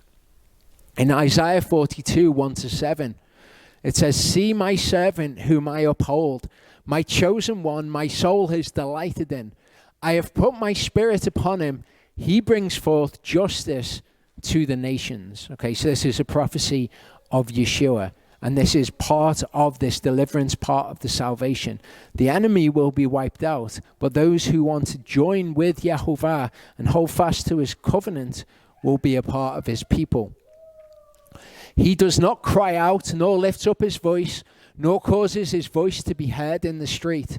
A crushed reed he does not break, and a smoking flax he does not quench." Okay, this is the position that the Gentiles are in. Okay, he doesn't see them as a crushed reed or a smoking flax and just snub them out or crush them because he can. "He brings forth justice in accordance with truth. He does not become weak or crushed. He has established justice in the earth, and the coastlands wait for his Torah. Thus said the El, Yahovah, who created the heavens and stretched them out, who spread forth the earth and that which comes from it, who gives breath to the people on it and a spirit to those who walk on it." So the Gentiles. "I, Yahovah, have called you in righteousness, and I take hold of your hand and guard you and give you, Yeshua, for a covenant to a people, for a light to the Gentiles." So it was written that this is part of Messiah's purpose. Okay, but this was not made clear until we have the New Testament writings, as we'll see. To open blind eyes, to bring out prisoners from the prison, those who sit in darkness from the prison house. So this is an integral part of what is prophesied in the Tanakh about Messiah. In Luke 2:27-32, we've got Simeon, or Shimon. He came in the spirit to the set-apart place, the temple of Yehovah. And as the parents brought in the child Yeshua to do for him according to the usual practice of the Torah, then he took him up in his arms and blessed Elohim. He's been told that he will not die until he sees the salvation of Elohim. Now let your servant go in peace. He's saying, I can die now. O Master, according to your word, for my eyes have seen your deliverance. They've seen your salvation. They've seen your Yeshua, perhaps in Hebrew, which you have prepared before the face of all the people. So he recognizes this in what he's saying. It's not just to Israel, it's the salvation to all of the people. A light for the unveiling of the Gentiles and the esteem of your people, Israel. That's what Yeshua is. Ephesians 3:4-6 says, in reading this then, you are able to understand my insight into the secret of Messiah, which was not made known to the sons of men in other generations, as it has now been revealed by the Spirit to his set-apart apostles and prophets, the Gentiles to be co-heirs, united in the same body and partakers together in the promise in Messiah through the good news. So this, as we've seen, is encoded in the Tanakh. All of these elements of salvation, these elements of Yeshua, the Messiah, were encoded in the Tanakh. But Paul says here, now you see my insight. This was not revealed to people before. It was right there in the scriptures for them. Well, this is part of the secret of the Messiah, the promise through the good news. This is the gospel. Galatians 3:28-29. There is not Jew nor Greek. There's not slave nor free. There's not male nor female. For you are all one in Messiah Yeshua. You are all Israel. There's no house of Judah and Gentiles, and there's no separation there. You're all one now in Messiah Yeshua. And if you are of Messiah, then you are the seed of Abraham and heirs according to the promise of the land. That promise which was given to Abraham. The Gentiles, as Paul was writing, the secret of Messiah is that the Gentiles through him would be able to become co-heirs. And this is an element of the gospel. I bring all of this together at the end of the next Torah portion that I do. But I want you to recognize all these individual elements of the gospel. Romans 11:7-12 says, what then? Israel has not obtained what it seeks, but the chosen did obtain it, and the rest were hardened. So this is Israel, the physical descendants of Jacob, or the descendants of Israel. All of them did not obtain what they were seeking for. Okay, the ones who were the chosen, the Yehovah had chosen according to his foreknowledge, those who would submit to him and would follow him by faith, they obtained it, but the rest of them were hardened. As it has been written, Yehovah has given them a spirit of deep sleep, eyes not to see and ears not to hear unto this day. So this is Israel. David also says, let their table become for a snare and for a trap and for a stumbling block and a recompense to them. Let their eyes be darkened not to see and bow down their back always. I say then, if all of this is true about Israel, have they stumbled that they should fall? Is that what Yehovah's purpose in this is? Did he just want them to not get it and to fall and to stumble and not make it into the kingdom? Let it not be. But by their fall, deliverance or salvation has come to the Gentiles to provoke them to jealousy, to provoke Israel to jealousy, that the Gentiles are all going to come to Yehovah and they're all going to be Yehovah's people. If their fall, if Israel's fall is riches for the world and their failure riches for the Gentiles, how much more their completeness? So when the Gentiles come to Yehovah, if that's a good thing that Yehovah has used their fall for, how much more will he be able to use the submission and the faith of Israel? An example of this, the Gentiles coming to Yahovah and Israel being jealous, we see in Acts 13. Verse 42 says, "And when the Jews went out of the congregation, the Gentiles begged to have these words spoken to them the next Sabbath." Okay, the Jews who had the word of Yahovah and made their boast, "Oh, we've got the Torah, we were given the oracles of Yahovah, we've got the word of Yahovah." And yet they didn't follow it by faith. The Gentiles, when they heard the words of Yahovah, they begged to have them spoken to them. And when the meeting of the congregation had broken up, many of the Jews and of the worshipping converts followed Paul and Barnabas, who, speaking to them, were urging them to continue in the favor or the grace of Elohim. And on the next Sabbath, almost all the city came together to hear the word of Elohim. These are Gentiles. All of them have come together. They heard the words and they begged that they would hear them again. But when the Jews saw the crowds, they were filled with jealousy. And contradicting and speaking evil, they opposed what Shaul was saying. But speaking boldly, Shaul and Barnabas said, "It was necessary that the word of Elohim should be spoken to you first, to the Jew first, but also to the Gentiles. But since you thrust it away and judge yourselves unworthy of everlasting life, see, we turn to the Gentiles." So by Israel's fall, by the fact that they thrust the word of Elohim away from them, salvation has come to the Gentiles, that it would make Israel, the natural born tree, that it would make them jealous. "For the Master has commanded us, I have set you to be a light to the Gentiles, that you should be deliverance to the ends of the earth," or salvation to the ends of the earth. So it's in the New Testament that we begin to see all of these prophecies, all these things that were encoded within the Tanakh. We start to see the fulfillment of all of them. And when the Gentiles heard this, they were glad and praised the word of Yahovah, and as many as had been appointed to everlasting life believed. In Isaiah 62, I think it's probably 1-5 actually. "For Zion's sake, I am not silent. And for Yerushalayim's sake, I do not rest, until her righteousness goes forth as brightness, and her deliverance or her salvation as a lamp that burns." Until Yerushalayim's salvation or deliverance goes forth as a light to the Gentiles. Remember, Israel has fallen to bring the Gentiles in.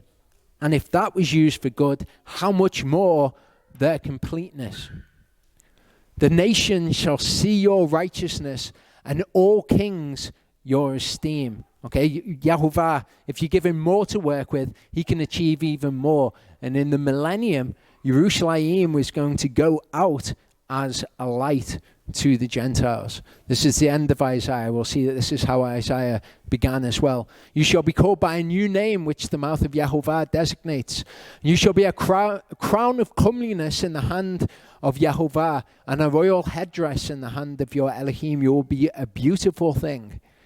Lift up your eyes all around and see, all of them have gathered. They have come to you. Your sons come from afar, and your daughters are supported on the side. Then you shall see and be bright, and your heart shall throb and swell. For the wealth of the sea is turned to you. The riches of the Gentiles shall come to you, to Jerusalem. A stream of camels cover your land, the dromedaries of Midian and Ephah. All those from Shavah come bearing gold and incense, and they're proclaiming the praises of Yahovah, like the Gentiles who heard the word in the book of Acts, here on a much greater scale. All the flocks of Kedar are gathered to you. The rams of Nebaioth serve you. They come up for acceptance on my altar, and I embellish my esteemed house. This is when they come to Jerusalem, which is how the book of Isaiah begins. Isaiah 2:2-4. It shall be in the latter days. There are many periods of time that are referred to as the latter days in Scripture. that the mountain of the house of Yehovah is established on top of the mountains, and it shall be exalted above the hills, and all nations, all of the Gentiles, shall flow to it. Many peoples shall come and say, come and let us go up to the house of Yehovah, to the house, the Elohim of Jacob, and let him teach us his ways, just like in the book of Acts. And let us walk in his paths, for out of Zion comes forth the Torah and the word of Yehovah from Jerusalem. Jerusalem is a light to the Gentiles. And he shall judge between the nations, and he will reprove many peoples, and they shall beat their swords into plowshares and their spears into pruning hooks. Nation shall not lift up sword against nation, neither teach battle anymore. And indeed, Yeshua will judge between nations when he comes and he sits on the throne of his glory, and he separates the sheep from the goats. He has all nations laid before him. Jeremiah 16 talks of the Gentiles turning to Yehovah. Yehovah, my strength, my stronghold, and my refuge in the day of distress. The Gentiles shall come to you from the ends of the earth and say, our fathers have inherited only falsehood and futility, and there is no value in them. Would a man make gods for himself, which are not gods, powerless gods? Therefore, see, I am causing them to know. This time I cause them to know my hand and my might, and they shall know that my name is Yehovah. This is a part of the gospel, that this salvation will be offered to the Gentiles too. As we've seen, all of it's there. It's encoded into the Tanakh and all of the structures. It's right there in prophecy. And we see the fulfillment in Yeshua. Matthew 12:18-21. See my servant whom I have chosen. This is the passage that we read before being quoted. My beloved in whom my soul did delight. I shall put my spirit upon him, and he shall declare justice to the nations. He shall not strive nor cry out, nor shall anyone hear his voice in the streets.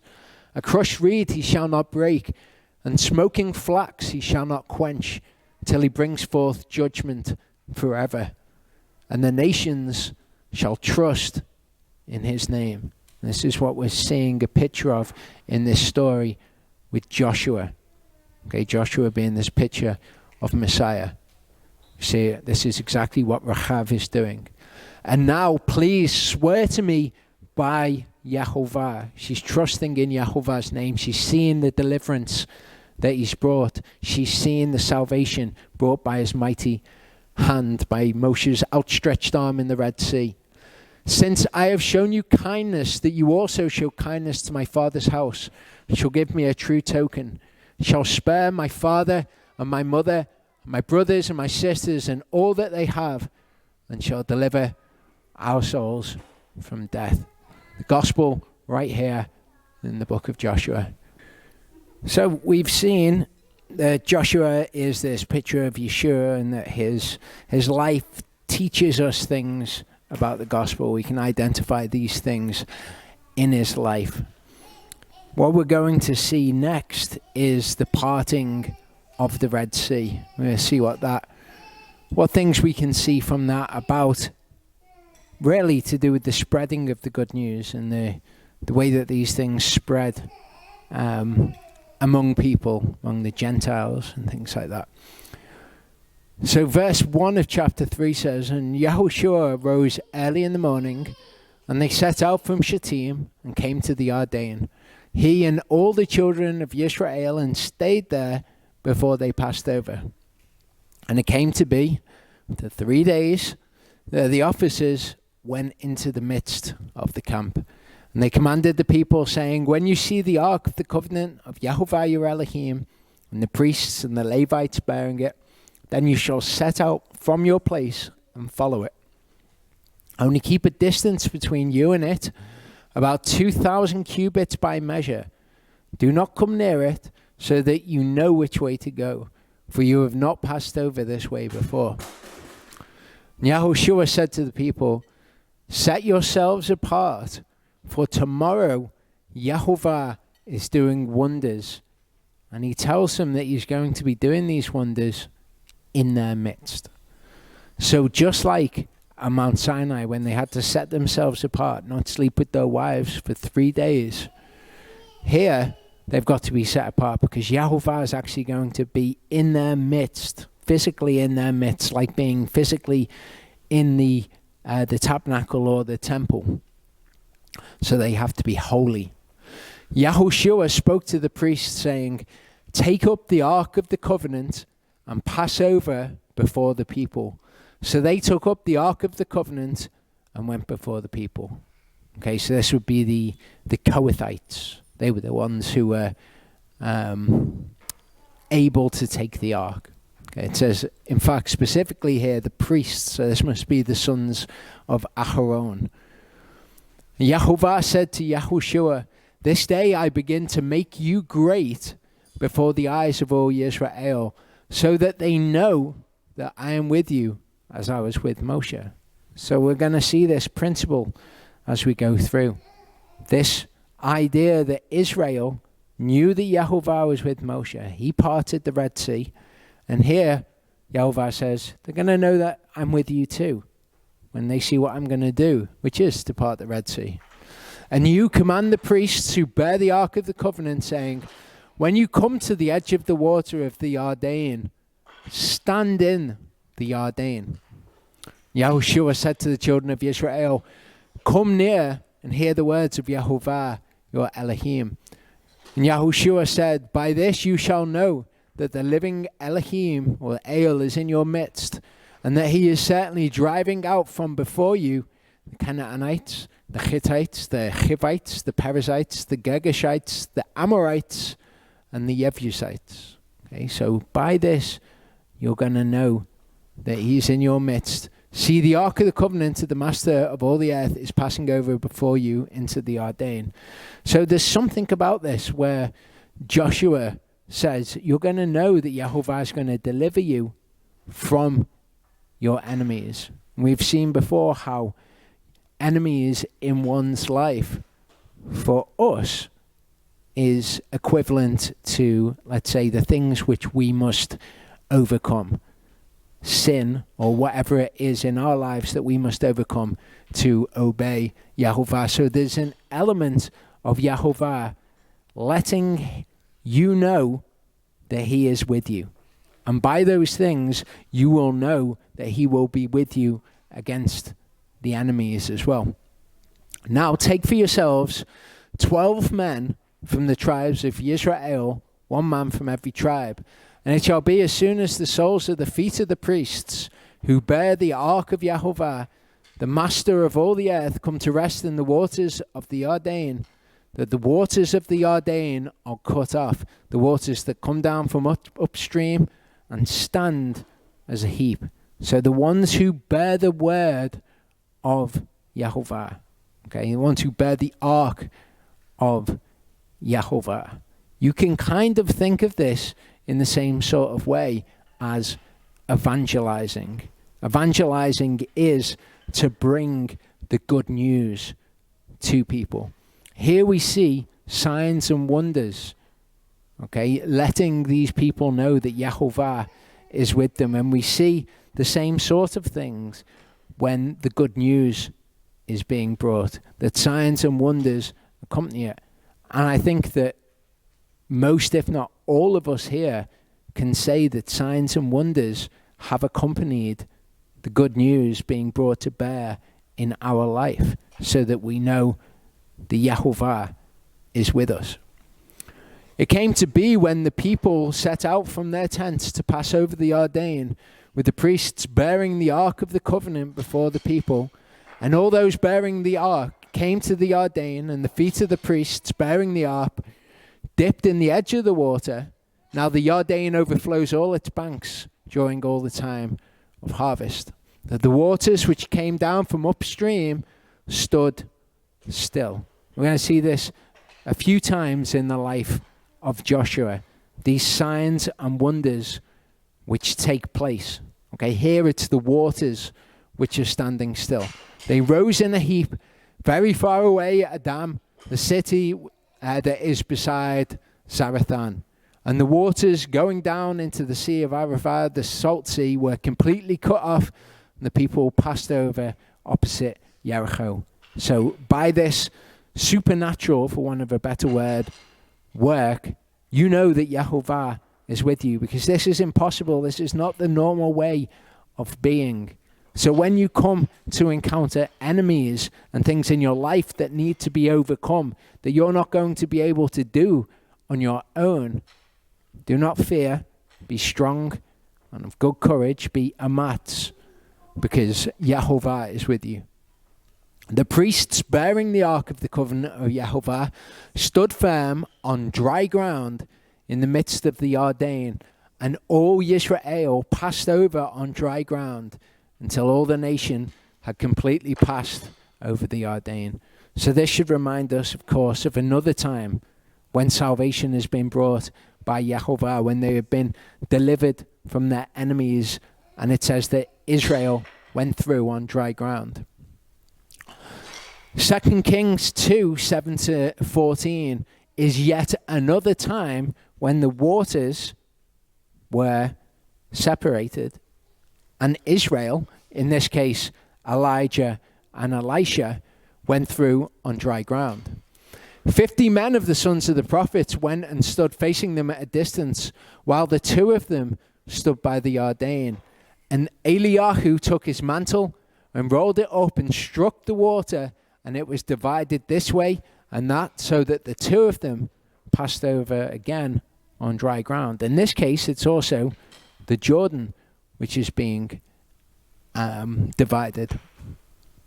Later in that chapter, Eliyahu, the mantle of Eliyahu is taken up by Elisha, went back, he stood by the bank of the Yarden, and he took the mantle of Eliyahu that had fallen from him, and he struck the water. Okay, not Eliyahu this time.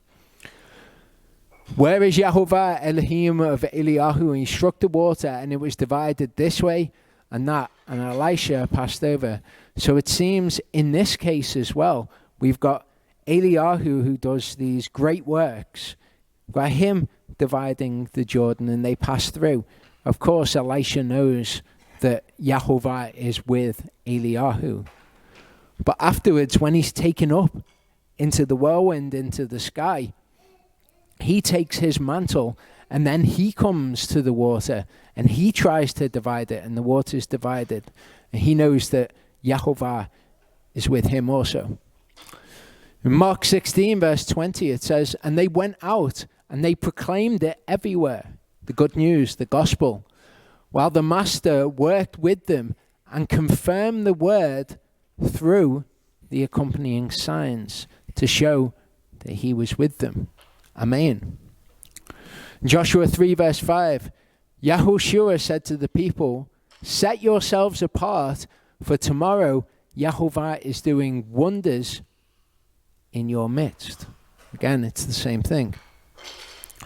So the first time that we see this sort of activity is, of course, when the Red Sea was parted and Israel went over before their enemies, and then Yehovah delivered them from their enemies.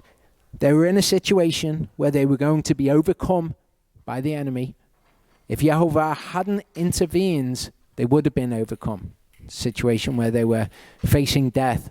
Yehovah brings salvation to them. He saves them from death into life, and he delivers them from their enemies, and in fact he destroys their enemies. Another part of the gospel. So comparing these two events, okay, in Exodus 14, Moshe said, "Don't fear, stand still, see the salvation or the deliverance of Yehovah. He will destroy the Egyptians, he will fight for you." Joshua said, "He shall destroy the inhabitants. You shall know that the living Elohim is among you." Exodus 14, the Red Sea, Yehovah told Moshe ahead of time what would happen. The angel of Yehovah and the pillar of cloud went before them, went behind them. The pillar of cloud that went before them went behind them. And Joshua told the people ahead of time what would happen again. And the Ark of the Covenant this time is what is going before them. Exodus 14, Moshe stretched out his hand over the sea. Yehovah turned the sea into dry land. The waters were divided. Yisrael went into the midst of the Red Sea on dry land. The water was a heap on the left and on the right. In Joshua, the priest's feet dipped into the edge of the Jordan. The water split. The people crossed over on dry ground. The priests stood on dry ground in the midst of the Jordan. In Exodus, Yehovah commanded Moshe what to do so that the water would return. In Joshua, Yehovah commands Joshua what to do so the water would return. Moshe stretched out his hand over the sea, and the water returned. In Joshua is the priest's feet. Okay, so it's Moshe's hand both times at the Red Sea. This time it's the priest's feet. As the priest's feet touched the dry ground, the water returned. The waters heaped up. The deep congealed. People of Israel walked over on dry ground. Joshua, tell your children, Israel crossed over on dry ground. So children, Israel are both mentioned, but here it's tell your children that Israel crossed over on dry ground and that Yehovah dried up the water of the Jordan. The people heard and feared. May they fear the greatness of your mighty arm is the phrasing in Exodus 15. In Joshua 5, the Amorite and Canaanite kings heard how Yehovah dried up the Jordan's water and feared. And then the thing that it's all pointing to, okay, so we've got these two narratives which have these same elements to them. The thing that it's all pointing to, what begins after the Red Sea, is that the manna begins to fall from heaven. What happens at the end of this narrative, we'll see this next week, is that the manna ceased falling from heaven. Again, tying these two narratives. In Isaiah 51, 10 to 11, it says, was it not you who dried up the sea, the waters of the great deep, who made the depths of the sea a way for the redeemed to pass over? And this can be seen to be talking about what happened at the Red Sea, can also be seen to be talking about what happens when the redeemed leave Sheol. Let the ransomed of Yehovah return, and they shall come to Sion with singing. Okay, that's not what happened at the Red Sea, but it is what will happen when the redeemed of Yehovah, the ransomed of Yehovah, are released from Sheol. In Exodus 15, okay, this is right after they've crossed over. This is what we read. It says, peoples heard, they trembled, anguish gripped the inhabitants of Philistia. Really? Well, that didn't actually happen when they were crossing the Red Sea. Then the chiefs of Edom were troubled, the mighty men of Moab, trembling grips them, all the inhabitants of Canaan melted. Again, this is not something that happened when they crossed the Red Sea. It's something which will happen in the future, though, when the depths, the sea in Sheol, is made so that we can pass over it. Fear and dread fell on them. By the greatness of your arm, they are as silent as stone until your people pass over. O Yehovah, until the people whom you have brought pass over. You have bought, rather, pass over, who've been redeemed, ransomed. You bring them in and plant them in the mountain of your inheritance. That's Mount Zion. Again, that's not what happened to the people who crossed over the Red Sea, but it is prophetic of what will happen to us. And again, this is an element of salvation, an element of the good news, an element of deliverance, the enemy being vanquished. Recommend people check this out. This goes through the entire prophecy as it is in Exodus 15. Exodus 15 is a remarkable piece of scripture. It seems in parts like it's talking about what has just happened in this kind of celebration of the people, as what's just happened when the Egyptians were killed. However, there's much of it which speaks prophetically of what happens when Yeshua leads us into Mount Zion. In Genesis 12, verse 7, okay, what we're seeing here is a fulfillment of something that happened right at the beginning of the book of Genesis. Yehovah appeared to Abraham and said, to your seed I give this land. This also is part of the good news. Okay, to your seed I give this land. He built an altar to Yehovah who had appeared to him. So this promise that the land of Canaan is going to be given to Abraham's seed happened a long time ago. Genesis 26, 4-5, we hear why this promise was given to Abraham.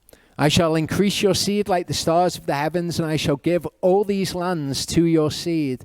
And in your seed, all the nations of the earth shall be blessed. This is the part of the good news, which is the Gentiles coming to Yehovah. Because Abraham obeyed my voice and cherished my charge, my commands, my laws, and my Torah. This is why the promise was given to Abraham, and this is why the promise will, Yah willing, be given to us if we make this true of ourselves. In John 8, 31-39, Yeshua said to those Jews who believed him, if you stay in my word, you are truly my disciples, and you shall know the truth, and the truth shall make you free. They answered him, we're the seed of Abraham, and we've been servants to no one at any time. How do you say you shall become free?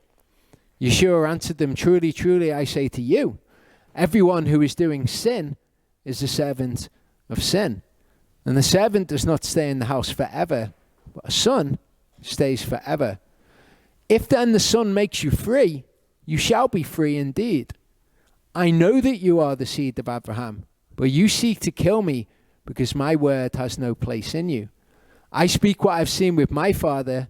You do what you've heard from your father. They answered and said to him, Abraham is our father. Yeshua said to them, if you were Abraham's children, you would do the works of Abraham. So this promise of the land is given to Abraham's children. They said, we are Abraham's children. And he said, no, you were born of Abraham, but your father is somebody else, the one that you do the works of. You are of your father, the devil. Galatians 3, 6-9, we see how to be Abraham's children. Even so, Abraham did believe Elohim, and it was reckoned unto him as righteousness. Know then that those who are of belief are sons of Abraham. And the scripture, having foreseen that Elohim would declare right the Gentiles by belief, announced the gospel to Abraham beforehand, saying, all the nations shall be blessed in you. So that those who are of belief are blessed with Abraham, the believer. Okay, if you are of Messiah, then you are the seed of Abraham, and heirs according to the promise. So that promise that was given to Abraham, we become co-heirs, which, as Paul said, is a part of the gospel that was revealed to Abraham, the gospel that was given to these people also. 1 Corinthians 10, 1-6 tells us, it warns us about this though. The gospel was given to them, it's also been given to us. Paul says, for I do not wish you to be ignorant, brothers, that all our fathers were under the cloud. All of them passed through the sea. All of them were immersed into Moshe in the cloud and in the sea. They all underwent baptism. All ate the same spiritual food. All drank the same spiritual drink. For they drank of that spiritual rock that followed, and the rock was Messiah. So they had everything that we had. However, with most of them, Elohim was not well pleased, for they were laid low in the wilderness. And they became examples for us, so that we should not lust after evil, as those indeed lusted. So Abraham is our example. If we follow Abraham's example, we follow all of his laws, all of his charges, then we are children of Abraham. These people are also an example for us of what not to do. And the word cyclical, happens over and over again with a different cast of characters. We are another cast of characters living out the word of Elohim. Joshua 4 says, it came to be when the entire nation had completely passed over the Jordan, the Yehovah spoke to Yahushua saying, take for yourselves 12 men from the people, one man from every tribe. Command them, saying, take for yourselves 12 stones from here, out of the midst of the Jordan, from the place where the priest's feet stood firm, and you shall bring them with you, and leave them in the camp in which you spent the night.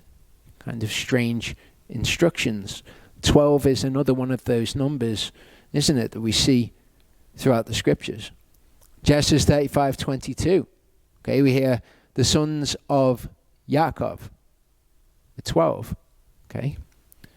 See in Exodus 15:27, we see 12 fountains of water, 70 palm trees. 70 is another one of those numbers. There are 12 fountains of water. Exodus 24:4. 12 standing columns for the 12 tribes of Israel. Exodus 28:21. The stones are according to the names of the sons of Israel, 12 according to their name. That's the breastplate on the high priest. Leviticus 24:5. You shall take fine flour and bake 12 cakes with it, 2/10 of an ephah in each cake. Revelation 7:4-8. I heard the number of those who were sealed, 144,000, sealed out of the tribes of the children of Israel. The tribe of Yehudah, 12,000.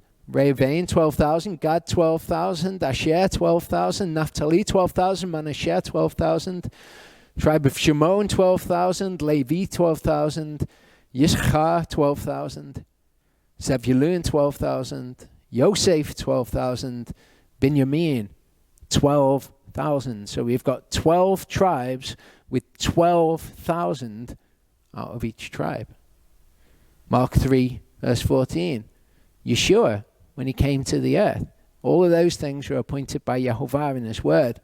Yeshua, when he came to the earth, he appointed 12 to be with him, and he sent them out to proclaim. Matthew 14:19-20.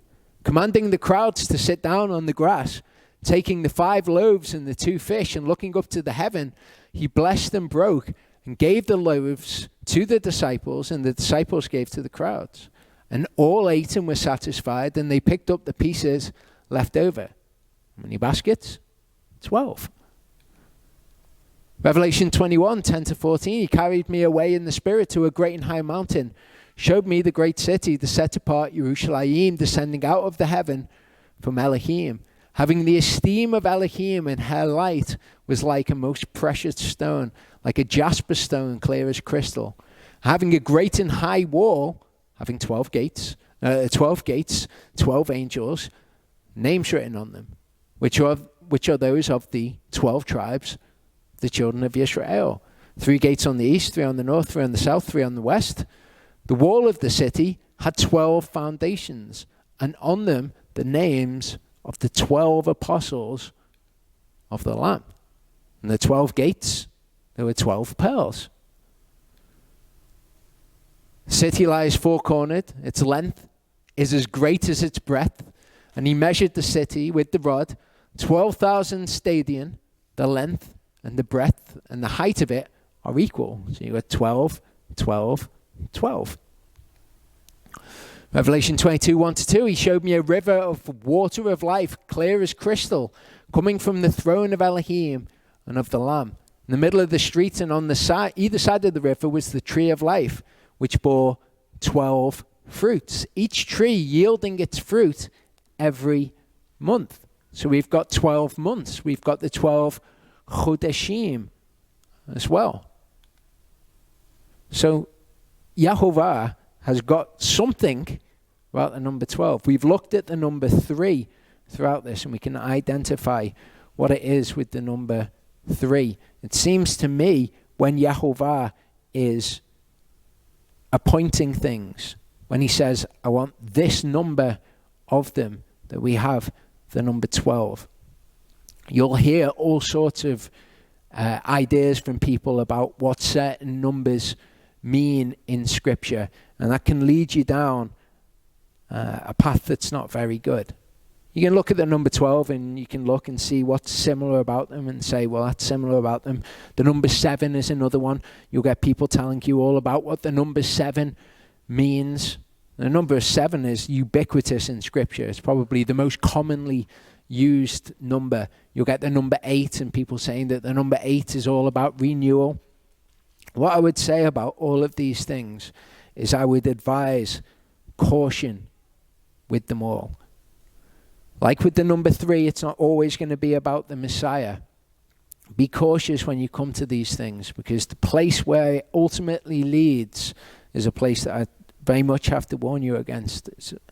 You may well have heard of gematria, okay, and that's where people look for numbers in scriptures, and they look for the numeric value of the letters, and then they look for words which are all made of the numeric value of the letters, and then they take that information and they layer on top of it the teachings of men, and particularly the teachings of Jewish mysticism, the teachings of Kabbalah or Kabbalah. Okay, and I would very much advise you to be cautious of these things. When you see things with numbers, this gematria, this Kabbalah, it's something that I've been asked about multiple times. Well, what about that? Can't be true, because gematria says this, and that's kind of the opposite of it. All of those things, all of mysticism and all of looking into Yehovah's word and applying on top of it a veneer of meaning which is not there, I would say be very cautious over things like that. In fact, when it comes to mysticism as a whole, do not listen to it. It's the sort of thing that kind of tickles the ear that people like to hear about. It's kind of like all the mysterious stuff where people like to peer into the word, and they like to draw out what they say is mysteries from it and secret teachings, the teachings of men. The Jewish rabbis love Kabbalah and they love gematria. So it's good for us to note and say, number 12 seems to be a number that Yehovah seems to like. Seems to be when he appoints things in number. The number 7 is a number which comes up a lot. The number 3 is a number that comes up a lot. But be very cautious of anything that goes anywhere beyond that. I actually think that probably everyone here is aware of this as dangerous. But I get things from people online fairly commonly about all of this sort of stuff. So I'll caution you against that. Verse 4 says that Yahushua called the 12 men whom he had appointed from the children of Israel, one man from every tribe. Yahushua said to them, pass over before the ark of Yehovah into the midst of the Ardein. Each one of you take up a stone on his shoulder, according to the number of the tribes of the children of Israel, so that there shall be a sign in your midst. When your children ask in time to come, saying, what do these stones mean to you? Then you shall answer them that the waters of the Ardein were cut off before the ark of the covenant of Yehovah. When it passed over the Ardein, the waters of the Ardein were cut off, and these stones shall be for a remembrance to the children of Israel forever. Now, Yehovah is doing this, isn't he, constantly throughout the Torah. He gives us things which you can visit, you can look at, and you can remember the things which he has done by them. The children of Israel did so as Yahushua commanded, and took up 12 stones from the midst of the Ardein, as Yehovah had spoken to Yahushua, according to the number of the tribes of the children of Israel, and took them over with them to the camp and laid them down there. Yahushua also set up 12 stones in the midst of the Ardein, in the place where the feet of the priests who bore the ark of the covenant stood, and they are there to this day. The priests who bore the ark stood in the midst of the Ardein until every matter was finished. The Yehovah had commanded Yahushua to speak to the people according to all that Moshe had commanded Yahushua. And the people hastened and passed over. And it came to be, when all the people had passed over, that the ark of Yehovah and his priests passed over in the presence of the people. And the sons of Reuven and the sons of Gad and the tribe of Manasseh passed over in 5s before the children of Israel, as Moshe had spoken to them. So this is exactly what we were reading before. You're going to pass over in 5s. About 40,000 armed ones of the army passed over before Yehovah for battle to the desert plains of Jericho. On that day, Yahovah made Yahushua great before the eyes of all Israel, and they feared him as they had feared Moshe all the days of his life. Personally, the reason that I think the number 12 is significant to Yahovah, just for whatever it's worth, is because that's how many children Jacob had. And that's how many tribes of the children of Israel there are. Often when he says 12, 12, 12, 12, it's 12 according to the number of tribes that there were. So personally, I think that that's why he likes the number 12. I won't read into that sort of stuff too much. I put this scripture in. Okay, we see here at the end that they're going over with the army. They're going into the land of Canaan, and they're going to fight the people in the land of Canaan, and they're going to kill them, and they're going to drive them out. Okay. Yeshua says, you heard that it was said, an eye for an eye, a tooth for a tooth. But I say to you, do not resist the wicked, but whoever slaps you on your right cheek, turn the other to him also. And something that comes up when people are considering Yeshua's teaching is, well, what about the armies? What about King David when he went out to war with the enemies of Israel? Why is it okay for somebody to go out to war, but it's not okay for us to resist somebody wicked? It's a good question, isn't it? You notice in this example, Yeshua says, an eye for an eye, a tooth for a tooth. You've heard that that was said, but I say to you, don't do it like that. What's he talking about? Eye for an eye, tooth for a tooth was something that was given to the judges. Okay, that's how the judges were to govern his people. Okay, if somebody does something to someone else, the same is done to them. An eye for an eye, a tooth for a tooth. But Yeshua is saying, but for you guys, you don't do that. Okay, you don't take vengeance on somebody else. You don't enact that principle. That's for the judges, that's for the leaders to enact. It's the same with going to war. Yahovah puts men in leadership over his people. And he tells those men, go out to war against your enemies. So the leaders enact one principle, but for us personally, it's not a principle that we enact, just like with the judges. Joshua, David, Solomon, whoever it is that's involved in these conflicts, they're all told to do it by Yahovah. And that principle is okay for them to apply, but not for us in the same way, as Yeshua explains here. And Yahovah spoke to Yahushua, saying, command the priests who bear the ark of the witness, and let them come up from the Ardain. And Yahushua commanded the priests, saying, come up from the Ardain. And it came to be when the priests who bore the ark of the covenant of Yahovah had come from the midst of the Ardain, and the soles of the priests' feet touched the dry land, the waters of the Ardain returned to their place and flowed over all its banks as before. And it's interesting to consider what's happening here. Just as Moshe was going into the tent of meeting, and he was meeting with Yahovah, and Yahovah was telling him all of this stuff, the tabernacle's also following these people around. This is where Yahushua is going and meeting with Yahovah and getting the instructions, and then he comes in the same way that Moshe did, and he's telling the people what to do.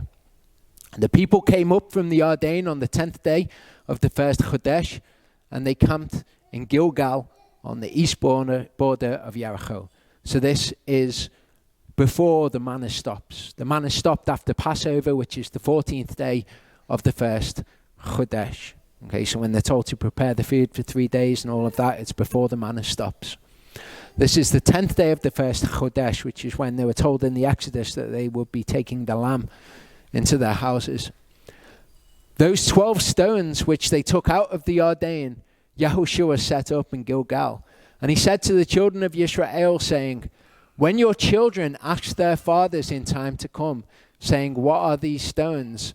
Then you shall let your children know, saying, Yisrael passed over the Ardain on dry land.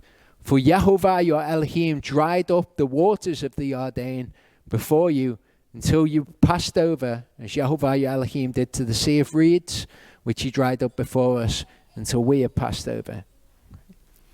I'll suggest something here. When Yahovah does things in your life, if you've got kids, that it might be a good thing to do, maybe, to memorialize that in some way and give your kids something by which they can remember that event that Yahovah did. I'm not saying that's what the scriptures are teaching you to do. I'm just saying the scriptures, Yahovah gives us these things by which we can remember. It seems to me a good way that you can teach children things that Yahovah has done and ways in which they can remember it going forward throughout their lives. Yahovah speaks a lot to us, doesn't he, about us teaching our kids and about them remembering what has been done.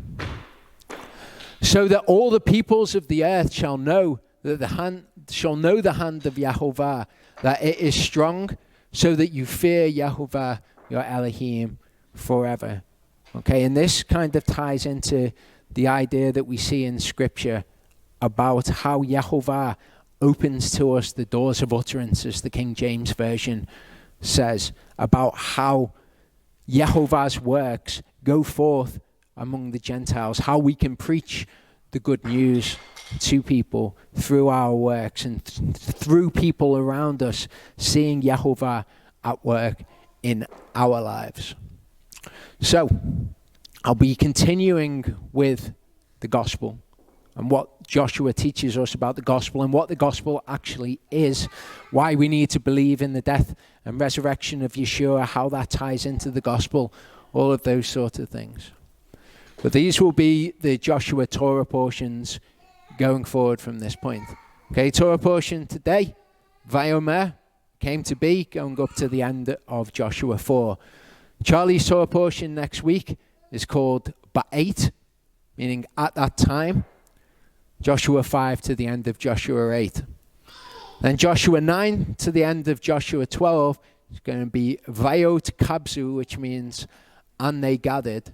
And then all of the rest of the book of Joshua, from chapter 13 to the end of chapter 24, Charlie will be covering in Torah portion Nishara, which is It Remains. I know that Mel shared this information with some people, but for those people who are watching online who like to read ahead in the Torah portions, there's the information for you. Let's pray.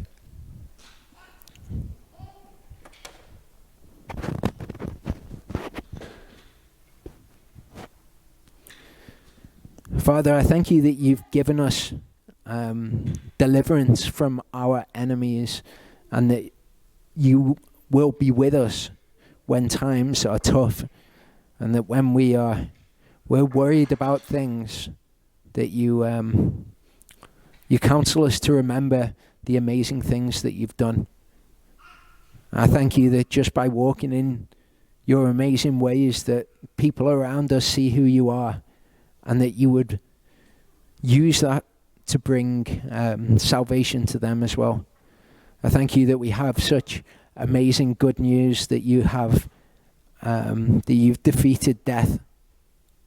I thank you that you became flesh and died on a cross for us, and that you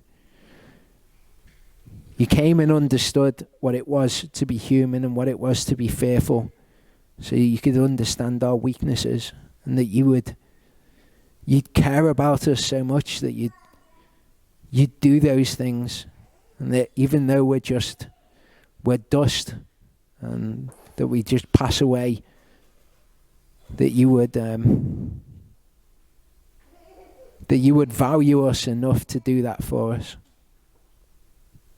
I thank you for your Son and for your word. I thank you that we get to be your people, and we get to do all of the amazing things, the feasts and the Sabbaths, and all the amazing gifts that you've given us, and that it's through doing those incredible things that you bring salvation to our souls. Thank you, Father.